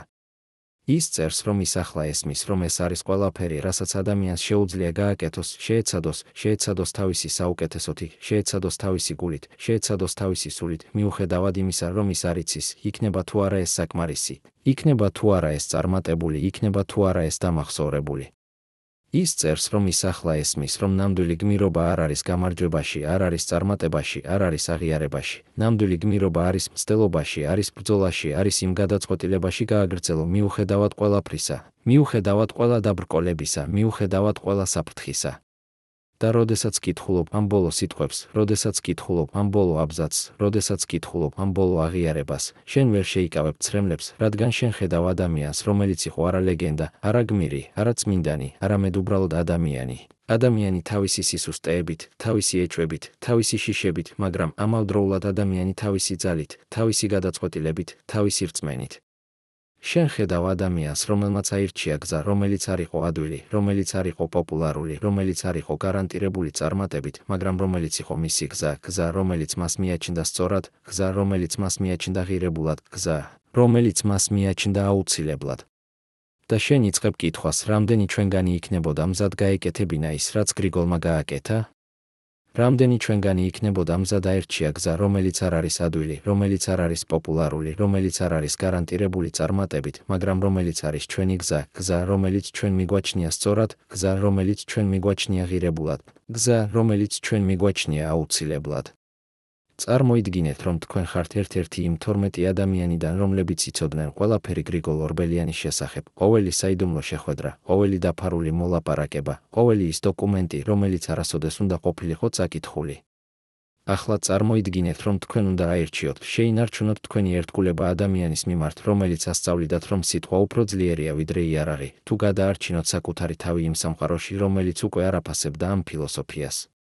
1875 წლის გაზაფხულზე, როდესაც გრიგოლი უკვე იყო 70 წლის, როდესაც მისი ხელები კანკალებდა არა მხოლოდ ასაკის, არამედ იმ უთვალავის აღამოების გამო, რომლებშიც ის აწირავდა თავის ძალებს სხვების გასაერთიანებლად. ამ 12 ადამიანმა გააკეთეს არჩევანი, რომელმაც შეცვალა ყველაფერი. ისინი არ იყვნენ მოღალატეები ჩვეულებრივი გაგებით, ისინი იყვნენ ადამიანები, რომლებმაც დაინახეს, რომ გრიგოლის გზა თანდათანობითი ცვლილებებისა და უსასრულო მოთმინებისა აღარ მუშაობდა იმ სამყაროში, სადაც ახალი თაობა მოითხოვდა არა დიალოგს, არამედ მოქმედებას. მაგრამ რა აიძულა მათ, რომ მიეღოთ ეს გადაწყვეტილება? რა იყო ის ბოლო წვეთი, რომელმაც გადაავსოთ 100? და რატომ 30 წლის შემდეგ ისინი ჯერ კიდევ ვერ საუბრობენ ამაზე ღიად, ვერ ასახელებენ ერთმანეთის სახელებს, ვერ ხსნიან იმ ღამის საიდუმლოებას, როდესაც ისინი შეიკრიბნენ და გადაწყვიტეს, რომ გრიგოლის დრო გასულა. იმ გაზაფხულზე, როდესაც თბილისი ცხოვრობდა მოლოდინში ახალი ცვლილებებისა, რომლებიც მოდიოდა არა სანქტ-პეტერბურგიდან, არამედ ქუჩებიდან, სადაც ახალგაზრდები უკვე აღარ ელოდნენ ნებართვას ცვლილებებისთვის, გრიგოლის უახლოეს მაწყრემ შეიკრიბა საიდუმლო შეხვედრაზე. ეს არ იყო ჩვეულებრივი სუფრა, ეს იყო საბჭო, სადაც 12 ადამიანმა, რომლებიც წლების განმავლობაში იყვნენ გრიგოლის თვალები და ყურები, მისი ხელები და ფეხები, მისი ძალა და მისი დაცვა, უნდა განეხილათ რაღაც, რაზეც არასოდეს ფიქრობდნენ ადრე, უნდა განეხილათ, რა უნდა გაეკეთებინათ. იმ ადამიანთან, რომელსაც ისინი უყვარდათ და პატივს სცემდნენ, მაგრამ რომელიც მათი აზრით უკვე აღარ შეეძლო ხელმძღვანელობა იმ მოძრაობისა, რომელიც მან თავად შექმნა. ერთ-ერთი მათგანი, ადამიანი, რომელიც იყო გრიგოლის პირადი მდივანი 20 წლის განმავლობაში, იხსენებს, თუ როგორ იწყებოდა ის შეხვედრა, არა ბრალდებებით, არა ბრაზით, არამედ ტკივილით, ღრმა, გულწრფელი ტკივილით იმის გამო, რომ ისინი იძულებულნი იყვნენ ეფიქრათ ამაზე. პირველმა, ვინც ისაუბრა, იყო ადამიანი, რომელიც იყო გრიგოლის პირადი ექიმი, იგივე ექიმი, რომელიც ინახავდა იმ საიდუმლო ჩანაწერებს გრიგოლის ჯანმრთელობის შესახებ. მან თქვა რაღაც, რაც გააჩერა ყველას, მან თქვა, რომ გრიგოლის გული უკვე აღარ უძლებდა იმ დატვირთვას, რომელსაც ის აგრძელებდა თავის თავზე. მან თქვა, რომ ყოველი სუფრის შემდეგ, ყოველი იმ ემოციური ქარიშხლის შემდეგ, რომელსაც გრიგოლი განიცდიდა, როდესაც ცდილობდა ადამიანების გულების შეხებას, მისი პულსი ხდებოდა არარეგულარული, მისი სუნთქვა, მძიმე, მისი სახე, ფერმკრთალი როგორც ქაღალდი. მან თქვა, რომ ის ეშინოდა იმისა, რომ ერთ დღეს, ერთ-ერთ იმ სუფრაზე, გრიგოლის გული უბრალოდ შეწყვეტდა მუშაობას და ეს მოხდებოდა არა მშვიდად, არა ოჯახის წიაღში, არამედ იქ, ყველას თვალწინ, როგორც რაღაც საშინელი სიმბოლო იმისა, რომ თვით მისი სხეული აღარ ეთანხმებოდა იმ გზას, რომელსაც ის აგრძელებდა. მეორემ, ვინც ისაუბრა, იყო ადამიანი, რომელიც იყო გრიგოლის უშუალო კავშირი ახალგაზრდა თაობასთან, ის ადამიანი, რომელიც დადიოდა უნივერსიტეტებში, ესაუბრებოდა სტუდენტებს, ისმენდა მათ იდეებს, მათ სურვილებს, მათ იმედებს. მან თქვა რაღაც, რაც იყო კიდევ უფრო მტკივნეული, მან თქვა, რომ ახალგაზრდები უკვე აღარ ესმოდათ გრიგოლის ენა, აღარ აფასებდნენ მის მეთოდებს, აღარ სჯეროდათ მის ფილოსოფიას. მან თქვა, რომ როდესაც ის ესაუბრებოდა მათ გრიგოლის შესახებ, როდესაც ის უყვებოდა მათ იმ საოცარ ისტორიებს იმის შესახებ, თუ როგორ აერთიანებდა გრიგოლი მტრებს ერთ მაგიდასთან, როგორ აქცევდა ის სიძულვილს სიყვარულად მხოლოდ სწორად შერჩეული სიტყვებით, ისინი უსმენდნენ მას თავაზიანად, მაგრამ მათ თვალებში ისხედავდა რაღაც სხვას, ისხედავდა უნდობლობას, სკეპტიციზმს, დარწმუნებას, რომ ეს ყველაფერი იყო ლამაზი, მაგრამ არაეფექტური, იყო ძველი, მაგრამ აღარ მუშაობდა, იყო ღირებული პატივისცემისა, მაგრამ არა მიბაძვისა. მესამემ, ვინც ისაუბრა, იყო ადამიანი, რომელიც იყო გრიგოლის კავშირი რუსულ ადმინისტრაციასთან, ის ადამიანი, რომელიც იცოდა, თუ რა ფიქრობდნენ სანქტ-პეტერბურგში გრიგოლის შესახებ, რა იყო მათი დამოკიდებულება მის მეთოდების მიმართ, რა იყო მათი გეგმები მომავლისთვის. მან თქვა რაღაც, რაც იყო ყველაზე საშიში, მან თქვა, რომ იმპერიის ახალი ხელმძღვანელობა, ახალი თაობა ბიუროკრატებისა და გენერლებისა აღარ აფასებდა გრიგოლის მიდგომას, აღარ ხედავდა მასში სარგებელს, აღარ სჯეროდა, რომ დიალოგი და დიპლომატია იყო საკმარისი კავკასიის მართვისთვის. მან თქვა, რომ ის ისმენდა საუბრებს იმის შესახებ, რომ გრიგოლი იყო ძალიან რბილი, ძალიან იდეალისტური, ძალიან ნაიური და რომ იგეგმებოდა ახალი პოლიტიკა, რომელიც იქნებოდა უფრო მკაცრი, უფრო პრაგმატული, უფრო ეფექტური. მათი აზრით, მან თქვა, რომ ის ეშინოდა იმისა, რომ თუ გრიგოლი გააგრძელებდა თავის გზას, თუ ის გააგრძელებდა თავის წინააღმდეგობას ამ ახალი პოლიტიკის მიმართ, მაშინ ის შეიძლებოდა გახდეს არა მხოლოდ უსარგებლო, არამედ საშიში, არა მხოლოდ იგნორირებული, არამედ განადგურებული. როდესაც ყველა მათგანმა ისაუბრა, როდესაც ყველა მათგანმა გამოთქვა თავისი შიშები, თავისი ეჭვები, თავისი ტკივილი, დამდგარიყო სიჩუმე, რომელიც იყო ძალიან მძიმე, ძალიან დამთრგუნველი, ძალიან მტკივნეული. და მაშინ ერთ-ერთმა მათგანმა, ყველაზე ხანდაზმულმა ადამიანმა, რომელიც იყო გრიგოლის მეგობარი ჯერ კიდევ ბავშვობიდან, თქვა რაღაც, რაც გახდა გადამწყვეტი. მან თქვა, რომ ისინი უნდა ეფიქრათ არა იმაზე, რაც იყო სწორი გრიგოლისთვის, არამედ იმაზე, რაც იყო სწორი იმ საქმისთვის, რომლისთვისაც გრიგოლი იბრძოდა მთელი ცხოვრების განმავლობაში. მან თქვა, რომ გრიგოლი ყოველთვის ამბობდა, რომ ადამიანი არ არის მნიშვნელოვანი, მნიშვნელოვანია იდეა, მნიშვნელოვანია მისია, მნიშვნელოვანია ის, რისთვისაც ის იბრძვის. მან თქვა, რომ თუ ისინი ნამდვილად უყვარდათ გრიგოლი, თუ ისინი ნამდვილად პატივს სცემდნენ მას, მაშინ ისინი უნდა გააკეთონ ის, რაც იყო ყველაზე რთული, ყველაზე მტკივნეული, ყველაზე საშიში, ისინი უნდა დაეხმარონ მას გაეგო, რომ მისი დრო გასულა, რომ მისი გზა აღარ მუშაობდა, რომ მან უნდა გადადგას გვერდზე და მისცეს ადგილი ახალ თაობას, ახალ იდეებს, ახალ მეთოდებს. მაგრამ როგორ შეეძლოთ მათ ეთქვათ ეს ადამიანისთვის, რომელიც იყო მათი მასწავლებელი, მათი მენტორი, მათი გმირი? როგორ შეეძლოთ მათ გაენადგურებინათ ის, რაც იყო გრიგოლის მთელი ცხოვრება, მისი მთელი იდენტობა, მისი მთელი არსებობის აზრი? ისინი იცოდნენ, რომ ეს იქნებოდა არა მხოლოდ მტკივნეული, არამედ შესაძლოა ფატალური, რომ ეს შეეძლო გაენადგურებინა გრიგოლი, არა ფიზიკურად, არამედ სულიერად, ემოციურად, ფსიქოლოგიურად. მაგრამ ისინი ასევე იცოდნენ, რომ თუ ისინი არ გააკეთებდნენ ამას, თუ ისინი გააგრძელებდნენ მხარდაჭერას გრიგოლის გზისა, რომელიც აღარ მუშაობდა, მაშინ ისინი ღალატს ჩაიდენდნენ არა მხოლოდ გრიგოლის მიმართ, არამედ იმ საქმის მიმართ, რომლისთვისაც გრიგოლი იბრძოდა, იმ იდეების მიმართ, რომლებსაც გრიგოლი ასწავლიდა, იმ მომავლის მიმართ, რომელზეც გრიგოლი ოცნებობდა. და ისინი გადაწყვიტეს რაღაც, რაც იყო ერთდროულად გმირული და საშიში, ერთდროულად სწორი და არასწორი, ერთდროულად აუცილებელი და დამანგრეველი. ისინი გადაწყვიტეს, რომ ისინი ნელ-ნელა, ფრთხილად, თავაზიანად, მაგრამ მტკიცედ დაიწყებდნენ გრიგოლის მოშორებას იმ პოზიციიდან, რომელიც მას ჰქონდა, იმ გავლენიდან, რომელიც მას ჰქონდა, იმ როლიდან, რომელიც მას ჰქონდა. ისინი გადაწყვიტეს, რომ ისინი დაიწყებდნენ ახალი კავშირების შექმნას, ახალი ალიანსების ფორმირებას, ახალი სტრუქტურების აშენებას, სტრუქტურების, რომლებიც არ იქნებოდა დამოკიდებული გრიგოლზე, რომლებიც არ იქნებოდა ცენტრირებული გრიგოლზე, რომლებიც შეეძლოთ ფუნქციონირება გრიგოლის გარეშე. ისინი გადაწყვიტეს, რომ ისინი გააკეთებდნენ ამას არა იმიტომ, რომ ისინი აღარ უყვარდათ გრიგოლი, არამედ იმიტომ, რომ ისინი უყვარდათ ის ძალიან ძლიერად, ძალიან ღრმად, ძალიან ნამდვილად და ისინი არ სურდათ, რომ ის ენახა.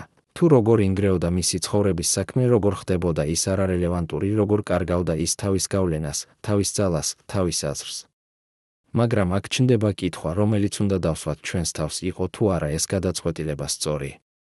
იყო თუ არა ეს ნამდვილად ის, რაც სჭირდებოდა იმ მომენტში? თუ იყო ეს უბრალოდ გამართლება, რაციონალიზაცია იმისა, რაც რეალურად იყო ბანალური ძალაუფლების ბრძოლა, ბანალური თაობათა კონფლიქტი, ბანალური სურვილი ახალგაზრდების მხრიდან, რომ დაეკავებინათ ადგილი, რომელსაც იკავებდა ძველი თაობა. ეს არის კითხვა, რომელზეც თქვენ უნდა იფიქროთ, როდესაც ისმენთ ამ ისტორიას, და შესაძლოა პასუხი არ არის ისეთი მარტივი, როგორც ჩანს. წარმოიდგინეთ საიდუმლო ბიბლიოთეკა დამალული არა ეკლესიის სარდაფში, არამედ ერთ-ერთი ძველი არისტოკრატული ოჯახის კერძო კოლექციაში, სადაც ინახება დოკუმენტები, რომლებიც არასოდეს ყოფილა კატალოგიზირებული, არასოდეს ყოფილა ხელმისაწვდომი მკვლევარებისთვის, არასოდეს ყოფილა აღიარებული ოფიციალურად დოკუმენტები, რომლებიც აღწერენ არა გრიგოლის ტრიუმფებს, არამედ მის წარუმატებლობებს, არა მის გამარჯვებებს, არამედ მის დამარცხებებს, არა იმას, რასაც ის ახერხებდა, არამედ იმას, რასაც ის ვერ ახერხებდა.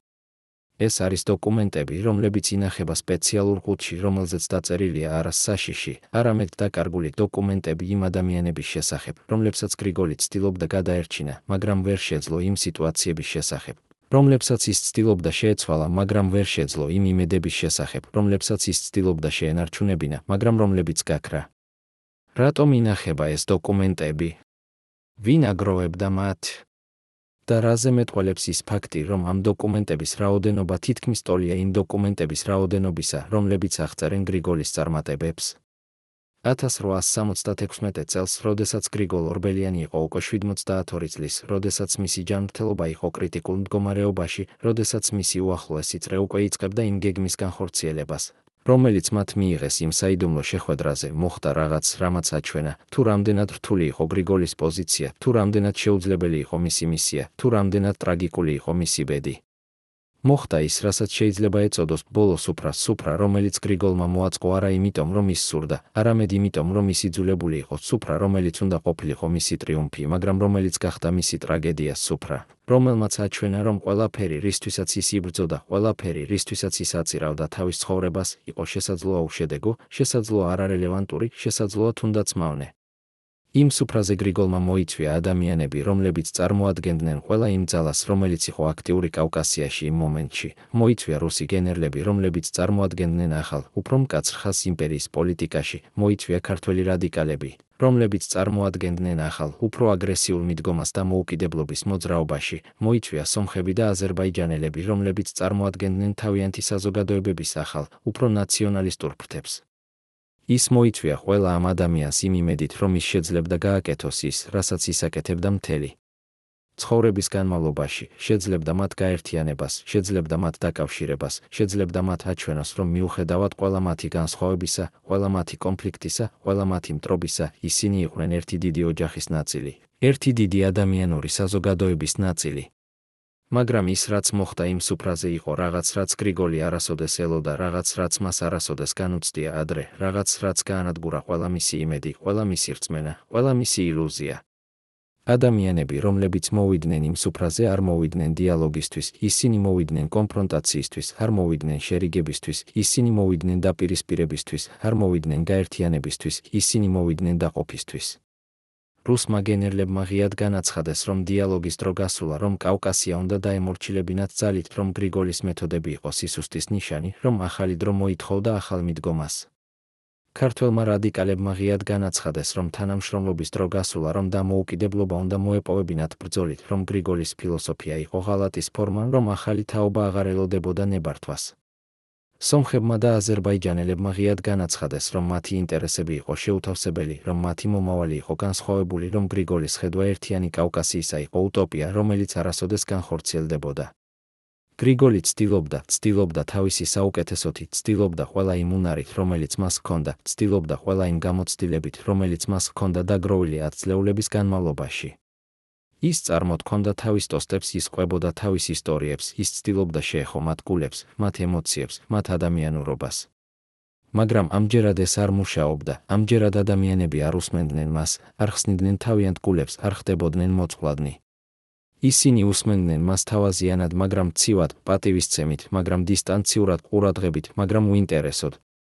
და გრიგოლი გრძნობდა, თუ როგორ კარგავდა ის მათ, თუ როგორ ცურავდნენ ისინი მისგან, თუ როგორ ხდებოდნენ ისინი უცხონი, უცნობნი, მიუწვდომელნი. მესამე საათისთვის, როდესაც ჩვეულებრივ ხდებოდა ის გარდაქმნა, რომელსაც გრიგოლი ელოდა, როდესაც ჩვეულებრივ ადამიანები იწყებდნენ ერთმანეთთან საუბარს როგორც ადამიანები, არა როგორც წარმომადგენლები თავიანთი ჯგუფებისა, არაფერი არ მოხდა. ადამიანები რჩებოდნენ ისევე დახურულნი, ისევე დისტანციურნი, ისევე მტრულნი ერთმანეთის მიმართ, როგორც იყვნენ დასაწყისში. და მაშინ გრიგოლმა გააკეთა რაღაც, რაც მან არასოდეს გააკეთა ადრე. მან დადგა და წარმოთქვა ტოსტი, რომელიც არ იყო ტოსტი, არამედ ვედრება, არ იყო სიტყვა, არამედ ტირილი, არ იყო დიპლომატია, არამედ სასოწარკვეთა. მან ილაპარაკა იმაზე, თუ რას ნიშნავდა მისთვის ეს ყველაფერი, თუ რატომ იბრძოდა ის მთელი ცხოვრების განმავლობაში, თუ რა იყო მისი იმედი, მისი ოცნება, მისი ხედვა. მან ილაპარაკა იმაზე, თუ რას ხედავდა ის, როდესაც ის უყურებდა მომავალს, ხედავდა არა ომს, არა ძალადობას, არა სისხლს, არამედ ჰარმონიას, თანამშრომლობას, ერთობას. მან ილაპარაკა იმაზე, თუ რას გრძნობდა ის ახლა, როდესაც ის ხედავდა, რომ ყველაფერი, რისთვისაც ის იბრძოდა, ინგრეოდა, კარგავდა აზრს, ხდებოდა არარელევანტური. და როდესაც მან დაასრულა, როდესაც მან დალია თავისი ღვინის რქა, დამდგარიყო სიჩუმე, მაგრამ ეს არ იყო ის სიჩუმე, რომელიც ჩვეულებრივ მოსდევდა გრიგოლის ტოსტებს, სიჩუმე, რომელიც იყო სავსე ემოციით, სავსე გაგებით, სავსე კავშირით. ეს იყო სხვა სიჩუმე, სიჩუმე, რომელიც იყო ცივი, უცხო, უსიცოცხლო. და მაშინ ერთ-ერთმა რუსმა გენერალმა დადგა და თქვა რაღაც, რაც იყო ერთდროულად თავაზიანი და სასტიკი, პატივისცემიანი და დამამცირებელი. მან თქვა, რომ ის პატივს სცემდა გრიგოლს, პატივს სცემდა მის წარსულს, პატივს სცემდა მის წვლილს. მაგრამ რომ დრო შეიცვალა, რომ სამყარო შეიცვალა, რომ ის რაც მუშაობდა ადრე, აღარ მუშაობდა ახლა, რომ ის რაც იყო სწორი ადრე, აღარ იყო სწორი ახლა. მან თქვა, რომ გრიგოლი იყო დიდი ადამიანი, მაგრამ რომ მისი დრო გასულა, რომ მისი გზა აღარ იყო რელევანტური, რომ მისი ხედვა აღარ იყო შესაძლებელი. და ერთის მერე მეორე, ყველა სხვა ადამიანი დადგა და თქვა დაახლოებით იგივე, თქვა, რომ ისინი პატივს სცემდნენ გრიგოლს, მაგრამ რომ ისინი აღარ ეთანხმებოდნენ მას, რომ ისინი აფასებდნენ მის წარსულს, მაგრამ რომ ისინი აღარ იზიარებდნენ მის ხედვას მომავლისთვის. და გრიგოლი იჯდა იქ, უსმენდა ამ ყველაფერს და გრძნობდა, თუ როგორ ინგრეოდა რაღაც მის შიგნით, თუ როგორ კვდებოდა რაღაც მის შიგნით, თუ როგორ ქრებოდა რაღაც მის შიგნით. მისი პირადი ექიმი, რომელიც იყო იმ სუფრაზე, ამბობს, რომ ის ხედავდა, თუ როგორ იცვლებოდა გრიგოლის სახე, როგორ ხდებოდა ის თეთრი, როგორ იწყებდა კანკალს, როგორ კარგავდა ფერს. ის ეშინოდა, რომ გრიგოლის გული არ გაუძლებდა ამ ყველაფერს, რომ ის დაინგრეოდა იქვე იმ მაგიდასთან, იმ ადამიანების წინაშე, რომლებისთვისაც ის აწირავდა თავის ცხოვრებას. მაგრამ გრიგოლი არ დაინგრა, არა იმიტომ, რომ ის იყო ძლიერი, არამედ იმიტომ, რომ ის იყო ამაკი, არა იმიტომ, რომ ის არ გრძნობდა ტკივილს, არამედ იმიტომ, რომ ის არ სურდა აეჩვენებინა ეს ტკივილი იმ ადამიანებისთვის, რომლებიც უკვე არ ესმოდნენ მას, რომლებიც უკვე არ აფასებდნენ მას, რომლებიც უკვე არ სჯეროდათ მას. ის დადგა, მადლობა გადაუხადა ყველას მოსვლისთვის და თქვა, რომ ის იმედოვნებდა, რომ მათი გზები კვლავ შეიკრიბებოდა მომავალში. მაგრამ ყველა მიცოდა, რომ ეს არ მოხდებოდა, რომ ეს იყო ბოლო, რომ ეს იყო დასასრული. როდესაც ყველა სტუმარი წავიდა, როდესაც გრიგოლი დარჩა მარტო თავის კაბინეტში, მისმა ექიმმა შევიდა და იპოვა, ის იჯდა თავის სავარძელში, ღვინის ჩიკითხელში, რომელსაც არ ეხებოდა, თვალებით, რომლებიც უყურებდა ცარიელ სივრცეს. ექიმმა ჰკითხა მას, როგორ გრძნობდა თავს და გრიგოლმა უპასუხა რაღაც, რაც ექიმმა არასოდეს დაივიწყებს. მან თქვა, მე უგრძნობ თავს ისე, როგორც უნდა გრძნობდეს თავს ადამიანი, რომელმაც დაკარგა ყველაფერი, რისთვისაც ის იბრძოდა, მაგრამ რომელიც ჯერ კიდევ არ მოკვდა, რომელიც ჯერ კიდევ უნდა იცხოვროს, რომელიც ჯერ კიდევ უნდა ისუნთქოს, რომელიც ჯერ კიდევ უნდა იყოს, მიუხედავად იმისა, რომ აღარ იცის რატომ. და აქ ჩნდება კითხვა, რომელიც არის შესაძლოა ყველაზე მტკივნეული კითხვა ამ მთელ ისტორიაში, რა ხდება ადამიანთან? რომელიც კარგავს ყველაფერს, რისთვისაც ის იბრძოდა? რა ხდება ადამიანთან, რომელიც ხედავს, რომ მისი ცხოვრების საქმე ინგრევა? რა ხდება ადამიანთან, რომელიც აღმოაჩენს, რომ ის, რასაც ის თვლიდა სიმართლედ, აღარ არის სიმართლე, რომ ის, რასაც ის თვლიდა გზად, აღარ არის გზა, რომ ის, რასაც ის თვლიდა მომავლად, აღარ არის მომავალი? როგორ გრძელდება ცხოვრება ამის შემდეგ? და ღირს თუ არა ის გაგრძელება? წარმოიდგინეთ პატარა ოთახი გრიგოლ ორბელიანის სახლში, ოთახი, რომელიც დღეს დახურულია ვიზიტორებისთვის, ოთახი, სადაც გრიგოლი ატარებდა თავის ბოლო დღეებს, ოთახი, რომელიც იყო სავსე წიგნებით, დოკუმენტებით, წერილებით, მაგრამ რომელიც იყო ცარიელი ადამიანებით, ცარიელი ხმებით, ცარიელი ცხოვრებით. ამ ოთახში იმ ბოლო თვეების განმავლობაში გრიგოლი წერდა არა პოეზიას, არა წერილებს, არა მემუარებს, არამედ რაღაც სხვას, რაღაც, რასაც შეიძლება ეწოდოს არქივი, ყველაფრისა, რაც მოხდა, ყველაფრისა, რაც არ მოხდა, ყველაფრისა, რაც შეეძლო მომხდარიყო, მაგრამ არ მოხდა. ეს იყო არქივი არა ფაქტებისა, არამედ ალტერნატივებისა, არა რეალობისა, არამედ შესაძლებლობებისა, არა ისტორიისა, რომელიც მოხდა, არამედ ისტორიისა, რომელიც შეეძლო მომხდარიყო. რატომ წერდა გრიგოლი ამ არქივს? ვისთვის? და რაზე მეტყველებს ის ფაქტი, რომ ეს არქივი არასოდეს დასრულებულა, რომ ის დარჩა ნახევრად დაწერილი, ნახევრად დაფიქრებული, ნახევრად არსებული. 1878 წლის გაზაფხულზე, რამდენიმე თვით ადრე ვიდრე გრიგოლის ცხოვრების ისტორია მიაღწევდა თავის დასასრულს, მან დაიწყო ამ არქივის წერა, არქივი, რომელიც იყო მცდელობა გაეგო რა მოხდებოდა, თუ ის აირჩევდა სხვაგვარად, თუ ის იმოქმედებდა სხვაგვარად, თუ ის იფიქრებდა სხვაგვარად. ის წერდა იმაზე, რა მოხდებოდა, თუ ის მოისმენდა ალექსანდრეს, თუ ის მხარს დაუჭერდა იმ აჯანყებას, თუ ის აირჩევდა გზას რადიკალიზმის, რევოლუციის, სწრაფი ცვლილებების გზას. ის წერდა იმაზე, რა მოხდებოდა, თუ ის უფრო მკაცრი იქნებოდა, უფრო პრაგმატული, უფრო გამოთვლილი. ის წერდა იმაზე, რა მოხდებოდა, თუ ის ნაკლებად ემოციური იქნებოდა, ნაკლებად იდეალისტური, ნაკლებად ნაიური. ის წერდა ყველა იმ ალტერნატივაზე, ყველა იმ შესაძლებლობაზე, ყველა იმ გზაზე, რომელიც მას შეეძლო გაევლო, მაგრამ არ გაიარა. მაგრამ ამავდროულად ის წერდა რაღაც სხვაზეც, ის წერდა იმაზე, რა მოხდა რეალურად, რა იყო შედეგები მისი არჩევანებისა, რა იყო ფასი მისი გზისა. და ის, რასაც ის აღმოაჩენდა, როდესაც ის წერდა ამ არქივს იყო რაღაც, რაც იყო ერთდროულად ტრაგიკული და ლამაზი, მტკივნეული და შთამაგონებელი, ის აღმოაჩენდა, რომ მიუხედავად იმისა, რომ მისი გზა არ იყო წარმატებული ჩვეულებრივი გაგებით, მიუხედავად იმისა, რომ მისი მეთოდები არ იყო ეფექტური ჩვეულებრივი გაგებით, მიუხედავად იმისა, რომ მისი ხედვა არ განხორციელდა ჩვეულებრივი გაგებით, მაინც მოხდა რაღაც, რაც იყო მნიშვნელოვანი, რაც იყო ღირებული, რაც იყო ნამდვილი. ის აღმოაჩენდა, რომ იმ 10 წლის განმავლობაში, რომლის განმავლობაშიც ის აწყობდა თავის სუფრებს, რომლის განმავლობაშიც ის წარმოთქვამდა თავის ტოსტებს, რომლის განმავლობაშიც ის აკავშირებდა ადამიანებს ერთმანეთთან, მოხდა რაღაც, რაც არ იყო ხილული და უყოვნებლივ, მაგრამ რაც იყო ღრმა და ხანგრძლივი, მოხდა ცვლილება არა სტრუქტურებში, არა ინსტიტუტებში, არა კანონებში, არამედ ადამიანებში, მათ გულებში, მათ გონებებში, მათ სულებში. ის აღმოაჩენდა, რომ 10 შესაძლოა ასობით ადამიანი, რომლებიც დადიოდნენ მის სუფრებზე, რომლებიც უსმენდნენ მის ტოსტებს, რომლებიც განიცდიდნენ იმ გარდაქმნას, რომელსაც ის ქმნიდა, შეიცვალნენ არა რადიკალურად, არა დრამატულად, არა ხილულად, მაგრამ მაინც შეიცვალნენ, გახდნენ უფრო ღიანი, უფრო ტოლერანტული, უფრო მზად დიალოგისთვის, უფრო მზად გაგებისთვის, უფრო მზად თანაგრძნობისთვის. ის აღმოაჩენდა, რომ ამ ადამიანებმა თავის მხრივ გადასცეს ეს ცვლილება სხვებს, გადასცეს თავიანთ შვილებს, თავიანთ მეგობრებს, თავიანთ კოლეგებს, თავიანთ მოსწავლეებს. ის აღმოაჩენდა, რომ შეიქმნა ერთგვარი ქსელი ადამიანებისა, რომლებიც იზიარებდნენ მის ხედვას, მის ფილოსოფიას, მის რწმენას, ქსელი, რომელიც არ იყო ორგანიზებული, არ იყო ფორმალური, არ იყო ხილული, მაგრამ რომელიც იყო რეალური, იყო ძლიერი, იყო გავლენიანი. ის აღმოაჩენდა, რომ ეს ქსელი, ეს უხილავი ქსელი ადამიანებისა, რომლებიც სჯეროდათ დიალოგის, თანამშრომლობის, ჰარმონიის იყო შესაძლოა მისი ყველაზე დიდი მემკვიდრეობა, მისი ყველაზე დიდი წვლილი, მისი ყველაზე დიდი მიღწევა. მაგრამ ამავდროულად ის აღმოაჩენდა რაღაც სხვასაც, ის აღმოაჩენდა, რომ ეს ქსელი იყო მოწყვლადი, იყო საშიში, იყო დაუცველი. ის აღმოაჩენდა, რომ ახალი ძალები, რომლებიც მოდიოდნენ, ძალები რადიკალიზმის, ნაციონალიზმის, ძალადობის, ცდილობდნენ გაენადგურებინათ ეს ქსელი, ცდილობდნენ დაეშალათ ეს კავშირები, ცდილობდნენ გაენადგურებინათ ეს ხედვა. ის აღმოაჩენდა, რომ მისი მუშაობა არ იყო დასრულებული, რომ მისი მისია არ იყო შესრულებული, რომ მისი ბრძოლა არ იყო მოგებული და რომ შესაძლოა ის არასოდეს იქნებოდა დასრულებული, არასოდეს იქნებოდა შესრულებული, არასოდეს იქნებოდა მოგებული, რადგან ეს იყო ბრძოლა, რომელიც არ ჰქონდა დასასრული, ბრძოლა, რომელიც უნდა გაგრძელებულიყო თაობიდან თაობაში, ბრძოლა, რომელიც იყო არაერთი ადამიანის მისია, არამედ მთელი კაცობრიობის მისია.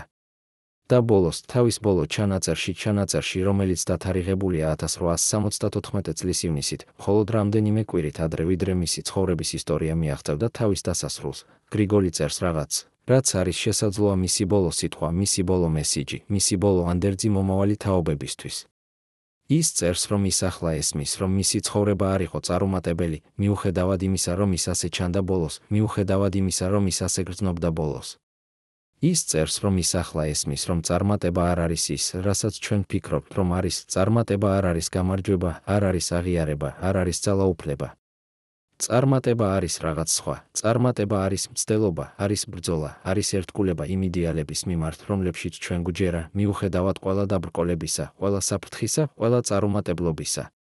ის წერს, რომ ის ახლა ესმის, რომ ის, რასაც ის აკეთებდა, იყო არა მცდელობა შეეცვალა სამყარო ერთბაშად, არამედ მცდელობა დაეთესა თესლები, რომლებიც შესაძლოა აღმოცენდებოდნენ მხოლოდ წლების, ათწლეულების, თუნდაც საუკუნეების შემდეგ. ის წერს, რომ ის ახლა ესმის, რომ ნამდვილი ცვლილება არ ხდება სწრაფად, არ ხდება ხილულად, არ ხდება დრამატულად, ნამდვილი ცვლილება ხდება ნელა, ხდება უხილავად, ხდება თანდათანობით, მაგრამ ხდება ღრმად, ხდება ხანგრძლივად, ხდება ნამდვილად. ის წერს, რომ ის ახლა ესმის, რომ მისი მუშაობა არ იყო უშედეგო, მიუხედავად იმისა, რომ ის ვერ ნახა მის შედეგებს თავისი ცხოვრების განმავლობაში, რადგან ნამდვილი შედეგები მოდის არა დაუყოვნებლივ, არამედ მოგვიანებით, მოდის არა ხილულად, არამედ უხილავად, მოდის არა ერთ თაობაში, არამედ მრავალ თაობაში. და ბოლო აბზაცში, ბოლო სიტყვებში, რომლებიც მან დაწერა, გრიგოლი წერს რაღაც, რაც არის შესაძლოა ყველაზე ლამაზი და ყველაზე ძლიერი მესიჯი მთელ ამ ისტორიაში. ის წერს, მე ვტოვებ ამ სამყაროს არა როგორც გამარჯვებული, არა როგორც დამარცხებული, არამედ როგორც ადამიანი, რომელმაც შეეცადა, რომელმაც იბრძოლა, რომელმაც სჯეროდა. და თუ არსებობს რაიმე, რასაც მე შემიძლია ვთხოვო მომავალი თაობებისგან, ეს არის მხოლოდ ერთი, გააგრძელეთ ეს ბრძოლა, გააგრძელეთ ეს რწმენა, გააგრძელეთ ეს მცდელობა. არა იმიტომ, რომ ეს იქნება ადვილი, არა იმიტომ, რომ ეს იქნება პოპულარული, არა იმიტომ, რომ ეს იქნება წარმატებული, არამედ იმიტომ, რომ ეს არის სწორი, იმიტომ, რომ ეს არის აუცილებელი, იმიტომ, რომ ეს არის ის, რაც აქცევს ჩვენ ადამიანებად.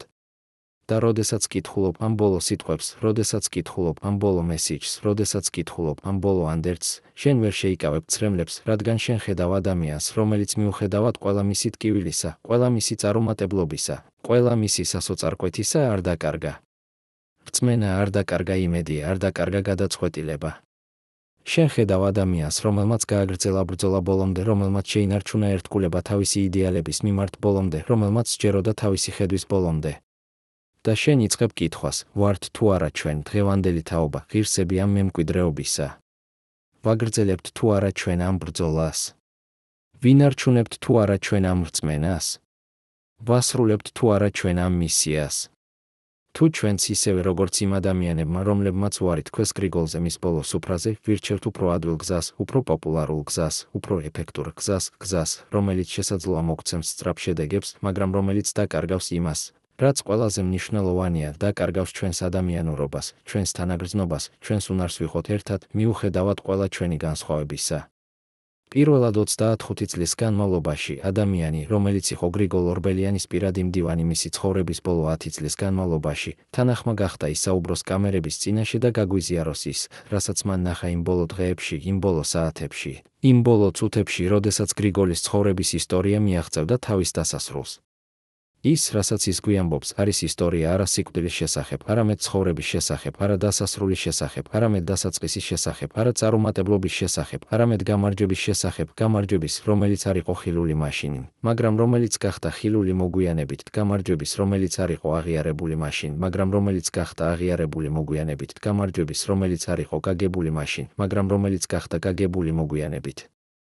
ეს არის ჩვენება, რომელიც შეცვლის ყველაფერს, რასაც თქვენ ფიქრობთ, რომ იცით გრიგოლ ორბელიანის ბოლო დღეების შესახებ, ჩვენება, რომელიც აჩვენებს, რომ თუნდაც ყველაზე ბნელ მომენტში, თუნდაც ყველაზე მტკივნეულ მომენტში, თუნდაც ყველაზე უიმედო მომენტში, არსებობს რაღაც, რაც არის უფრო ძლიერი ვიდრე სიკვდილი, უფრო ძლიერი ვიდრე წარუმატებლობა, უფრო ძლიერი ვიდრე სასოწარკვეთა, და ეს რაღაც არის რწმენა, იმედი, სიყვარული.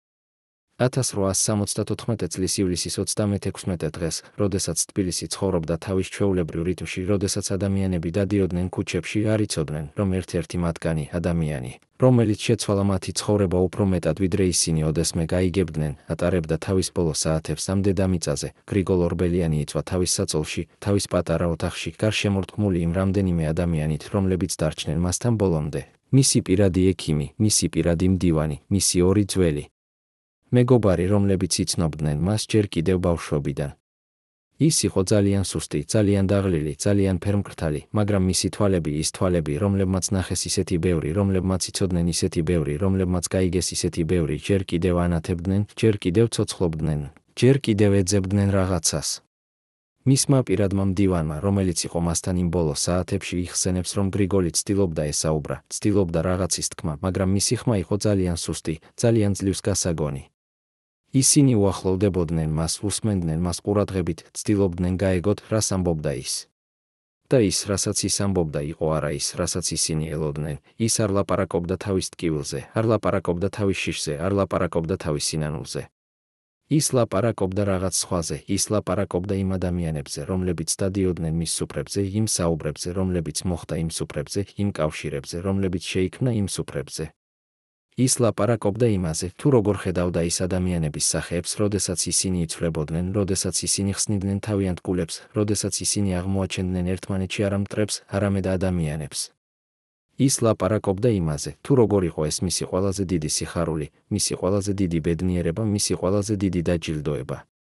და მაშინ, როდესაც მისი ხმა გახდა კიდევ უფრო სუსტი, როდესაც მისი სუნთქვა გახდა კიდევ უფრო მძიმე, როდესაც ყველა მიცოდა, რომ დრო იყო ძალიან ცოტა, გრიგოლმა თქვა რაღაც, რაც მისმა მდივანმა არასოდეს დაივიწყა, რაღაც, რაც გახდა მისი ბოლო მესიჯი, მისი ბოლო სიტყვა, მისი ბოლო ანდერძი.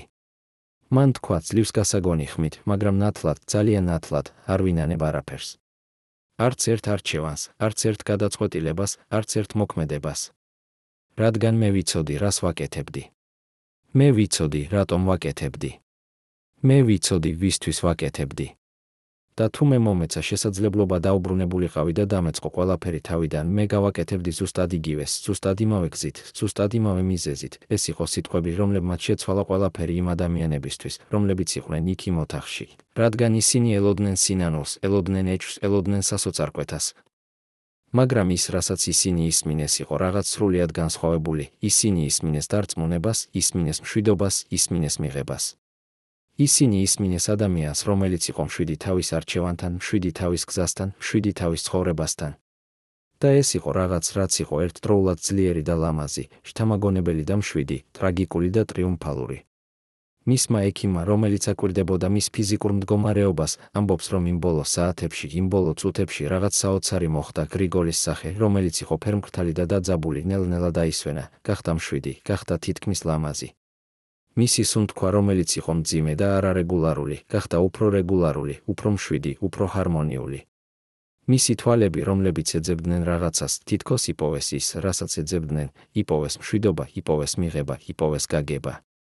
და ექიმმა გააცნობიერა, რომ ის, რასაც ის ხედავდა, არ იყო უბრალოდ ფიზიკური პროცესი, არ იყო უბრალოდ სხეულის დასვენება, ეს იყო რაღაც უფრო ღრმა, რაღაც უფრო სულიერი, რაღაც, რასაც შეიძლება ეწოდოს სულის მშვიდობა, სულის ჰარმონია, სულის სრულყოფა. და მაშინ სუსტად მზის ჩასვლისას, როდესაც ბოლო სხივები შემოდიოდნენ ფანჯრიდან და ანათებდნენ იმ პატარა ოთახს, გრიგოლ ორბელიანმა გახილა თვალები ბოლოჯერ, შეხედა იმ ადამიანებს, რომლებიც იყვნენ მასთან, გაიღიმა ისე, როგორც ის იღიმებოდა თავის სუფრებზე, როდესაც ის ხედავდა, რომ მისი გეგმა მუშაობდა, როდესაც ის ხედავდა, რომ ადამიანები უკავშირდებოდნენ ერთმანეთს, როდესაც ის ხედავდა, რომ რაღაც ლამაზი ხდებოდა, და მაშინ მან დახურა თვალები და მისი ცხოვრების ისტორია მიაღწია თავის დასასრულს. მაგრამ ის, რაც დარჩა იმ ოთახში, იმ ადამიანებში, რომლებიც იყვნენ მასთან, არ იყო სევდა, არ იყო სასოწარკვეთა, არ იყო ცარიელობა, ის, რაც დარჩა, იყო რაღაც სხვა, რაღაც, რასაც შეიძლება ეწოდოს მადლიერება, შთაგონება, გადაწყვეტილება, გაგრძელდეს ის, რისთვისაც ის იბრძოდა. მაგრამ აქ ჩნდება კითხვა, რომელიც უნდა დავსვათ ჩვენს თავს, რა იყო ის, რამაც მისცა გრიგოლს ეს მშვიდობა იმ ბოლო მომენტში? რა იყო ის, რამაც მისცა მას ეს დარწმუნება, ეს მიღება, ეს ჰარმონია?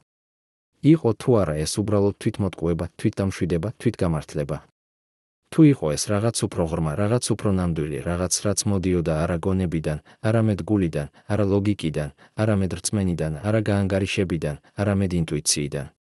და რას გვეუბნება ეს ჩვენზე, დღევანდელ თაობაზე, რომელიც ცხოვრობს სამყაროში, სადაც ყველაფერი უნდა იყოს გაზომვადი, დამტკიცებადი, გამართლებული?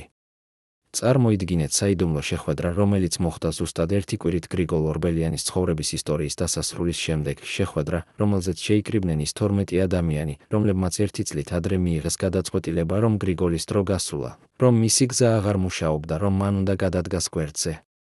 ეს იყო შეხვედრა, რომელიც უნდა ყოფილიყო მარტივი, უნდა ყოფილიყო ფორმალური, უნდა ყოფილიყო უბრალოდ დისკუსია იმის შესახებ, თუ როგორ უნდა გაგრძელებულიყო მუშაობა გრიგოლის გარეშე.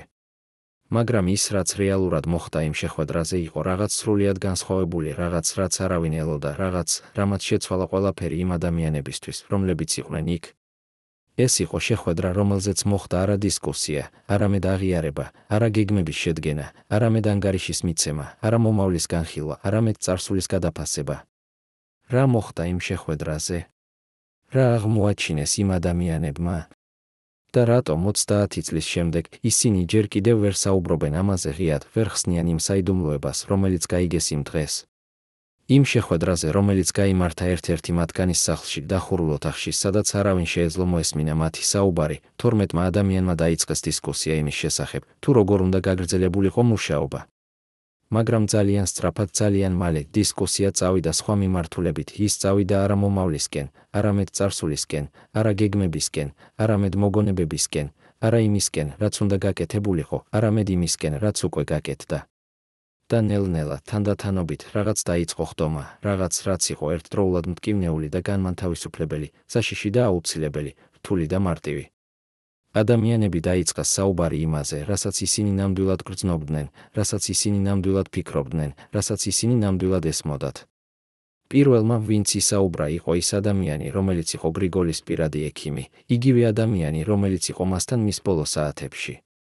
მან თქვა რაღაც, რაც გააოცა ყველა, მან თქვა, რომ ის ფიქრობდა ბევრს იმ ბოლო კვირის განმავლობაში, ფიქრობდა იმაზე, რაც მოხდა, იმაზე, რაც ითქვა, იმაზე, რაც გაიგო. და ის, რასაც ის გააცნობიერა, იყო რაღაც, რაც შეცვალა მის მთელ პერსპექტივას, ის გააცნობიერა, რომ შესაძლოა ისინი შეცდნენ, შესაძლოა ისინი არასწორად შეაფასეს სიტუაცია, შესაძლოა ისინი იყვნენ ძალიან სწრაფნი თავიანთ განსჯაში, ძალიან დარწმუნებულნი თავიანთ სიმართლეში, ძალიან ნაკლებად ღიანი სხვა შესაძლებლობებისთვის. მან თქვა, რომ როდესაც ის ხედავდა გრიგოლს იმ ბოლო მომენტში, როდესაც ის ხედავდა მის მშვიდობას, მის დარწმუნებას, მის ჰარმონიას, ის გააცნობიერა, რომ შესაძლოა გრიგოლი იცოდა რაღაცს, რასაც ისინი არ იცოდნენ, ხედავდა რაღაცას, რასაც ისინი არ ხედავდნენ, ესმოდა რაღაცს, რასაც ისინი არ ესმოდათ.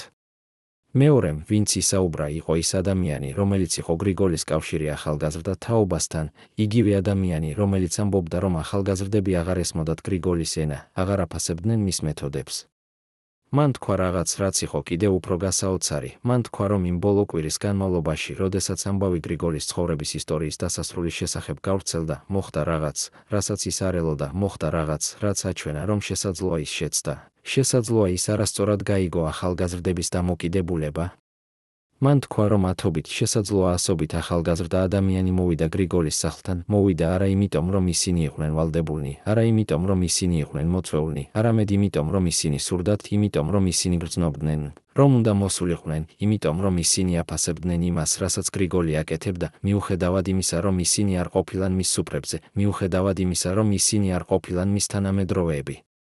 მესამემ, ვინც ისაუბრა, იყო ის ადამიანი, რომელიც იყო გრიგოლის კავშირი რუსულ ადმინისტრაციასთან, იგივე ადამიანი, რომელიც ამბობდა, რომ იმპერიის ახალი ხელმძღვანელობა აღარ აფასებდა გრიგოლის მიდგომას. მან თქვა რაღაც, რაც იყო ყველაზე გასაოცარი. მან თქვა, რომ იმ ბოლო კვირის განმავლობაში, როდესაც ის ესაუბრა თავის კონტაქტებს სანქტ-პეტერბურგში, ის ისმინა რაღაცას, რასაც ის არ ელოდა, ის ისმინა პატივისცემას, ის ისმინა აღიარებას, ის ისმინა დაფასებას.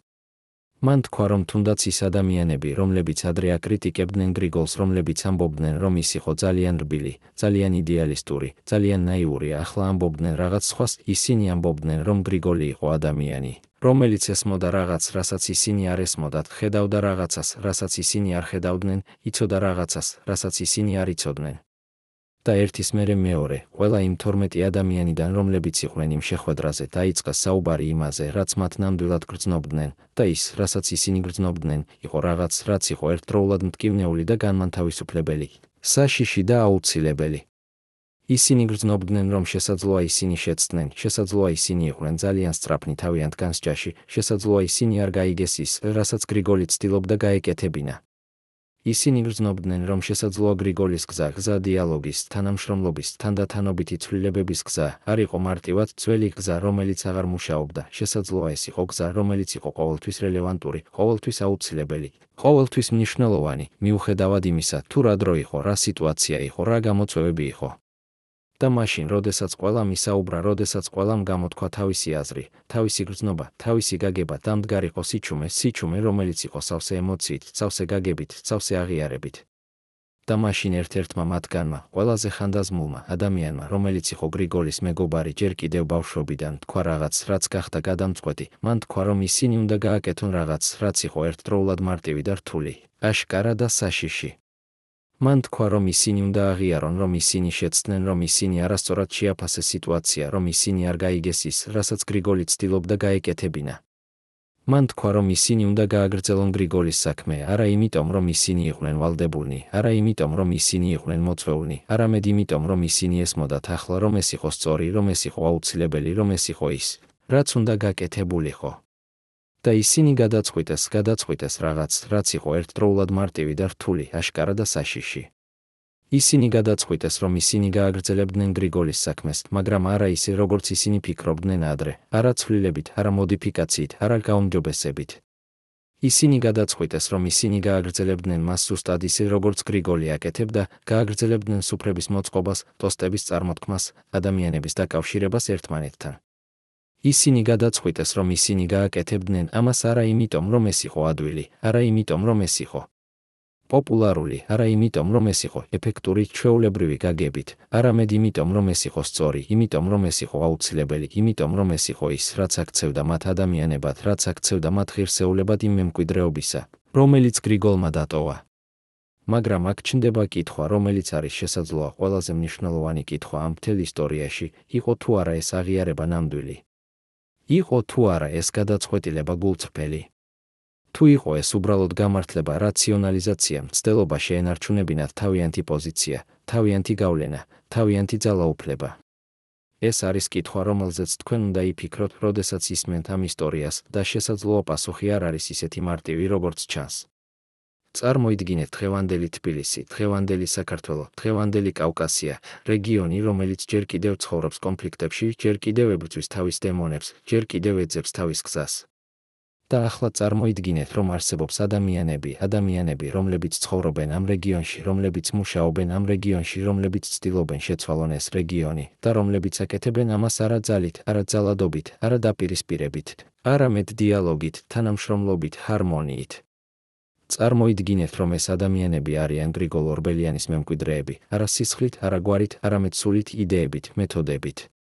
წარმოიდგინეთ, რომ ისინი აგრძელებენ იმას, რისთვისაც გრიგოლი იბრძოდა, აგრძელებენ იმას, რისთვისაც გრიგოლი აწირავდა თავის ცხოვრებას, აგრძელებენ იმას, რისთვისაც გრიგოლი სჯეროდა ბოლომდე.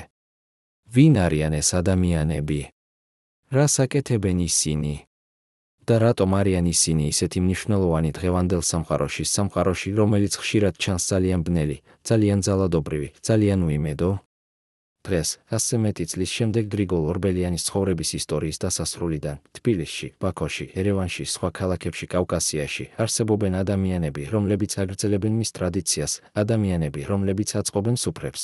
სადაც იკრიბებიან ადამიანები სხვადასხვა ეროვნებისა, სხვადასხვა რელიგიისა, სხვადასხვა პოლიტიკური შეხედულებებისა.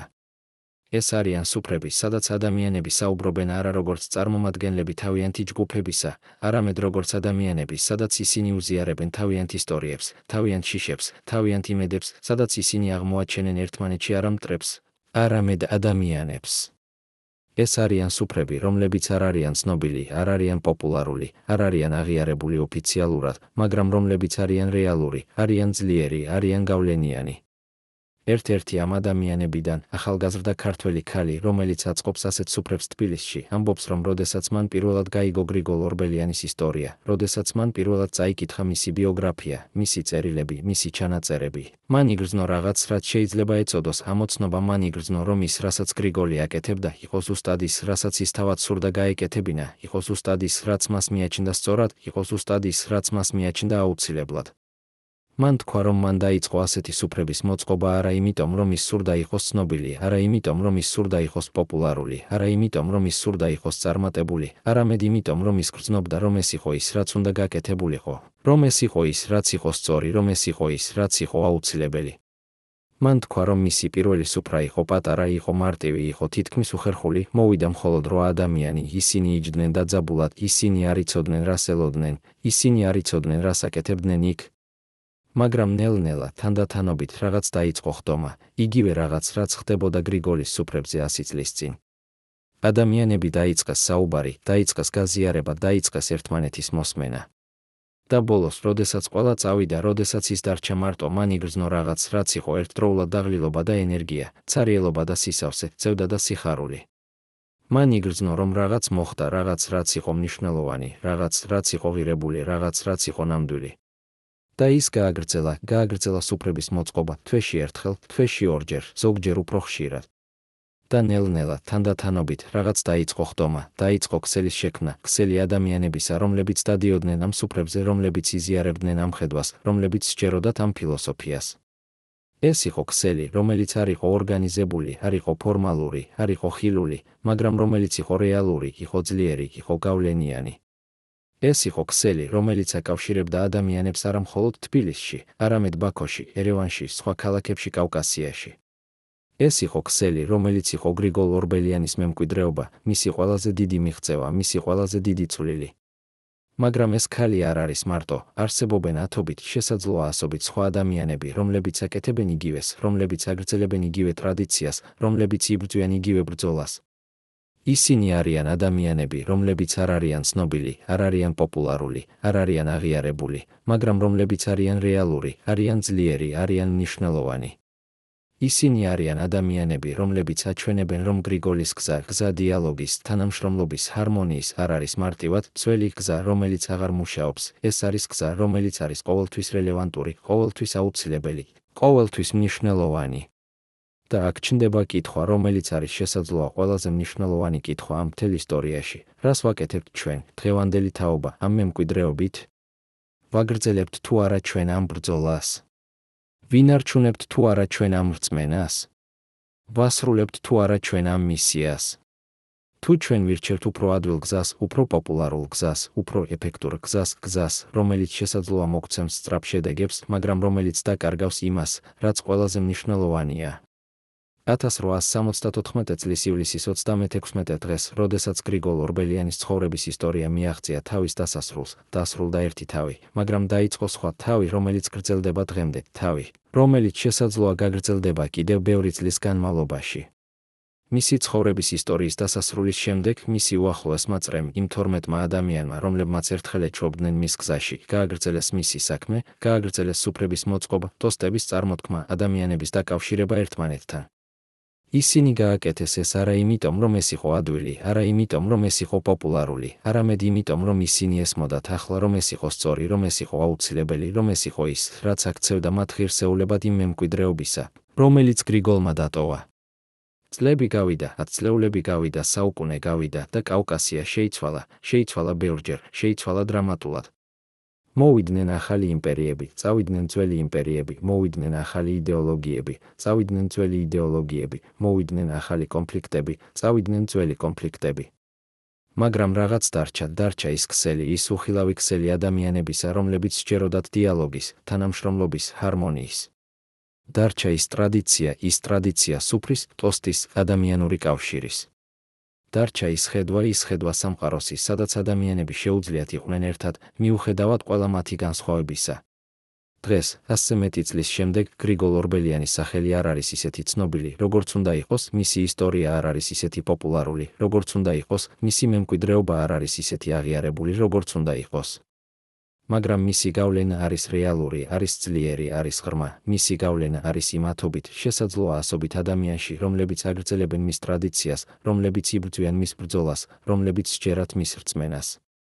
მისი გავლენა არის იმ უხილავ ქსელში, რომელიც აკავშირებს ამ ადამიანებს ერთმანეთთან, რომელიც აძლევს მათ ძალას, რომელიც აძლევს მათ იმედს, რომელიც აძლევს მათ გადაწყვეტილებას გააგრძელონ, მიუხედავად ყველა დაბრკოლებისა, ყველა საფრთხისა, ყველა გამოწვევისა.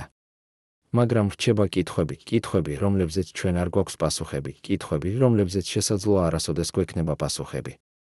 რჩება კითხვა იმის შესახებ, იყო თუ არა გრიგოლის გზა ნამდვილად სწორი, იყო თუ არა მისი მეთოდები ნამდვილად ეფექტური, იყო თუ არა მისი მსხვერპლი ნამდვილად გამართლებული. რჩება კითხვა იმის შესახებ, რა მოხდებოდა, თუ ის აირჩევდა სხვაგვარად, თუ ის იმოქმედებდა სხვაგვარად, თუ ის იფიქრებდა სხვაგვარად. რჩება კითხვა იმის შესახებ, არის თუ არა მისი მემკვიდრეობა ნამდვილად ღირებული, არის თუ არა მისი გავლენა ნამდვილად მნიშვნელოვანი, არის თუ არა მისი ისტორია ნამდვილად ღირსი დასამახსოვრებლად. ეს არის კითხვები, რომლებზეც თქვენ უნდა იფიქროთ, როდესაც ისმენთ ამ ისტორიას, კითხვები, რომლებზეც თქვენ უნდა მოიძიოთ თქვენი საკუთარი პასუხები, თქვენი საკუთარი გაგება, თქვენი საკუთარი სიმართლე. რადგან ეს არის ისტორია არა მხოლოდ გრიგოლ ორბელიანის შესახებ, ეს არის ისტორია ჩვენ ყველას შესახებ, ისტორია იმის შესახებ, თუ როგორ ვირჩევთ ჩვენ ცხოვრებას, როგორ ვირჩევთ ჩვენ მოქმედებას, როგორ ვირჩევთ ჩვენ ყოფნას ამ სამყაროში. ეს არის ისტორია იმის შესახებ, თუ რას ნიშნავს იყო ადამიანი, რას ნიშნავს იყო ერთგული თავისი იდეალების მიმართ, რას ნიშნავს იბრძოლო იმისთვის, რასაც სჯერა, მიუხედავად ყველა დაბრკოლებისა, ყველა საფრთხისა, ყველა გამოწვევისა. პატივცემულო მაყურებლებო, თუ თქვენ ნახეთ ეს ტრაგიკული ისტორია, ბოლომდე დაწერეთ კომენტარებში, რომელი ქალაქიდან ხართ. ჩვენთვის მნიშვნელოვანია ვიცოდეთ, სად ახსოვთ ჯერ კიდევ გრიგოლ ორბელიანი. და გამოიწერეთ არხი, რომ არ გამოგრჩეთ სიმართლე ისტორიის კერპების შესახებ.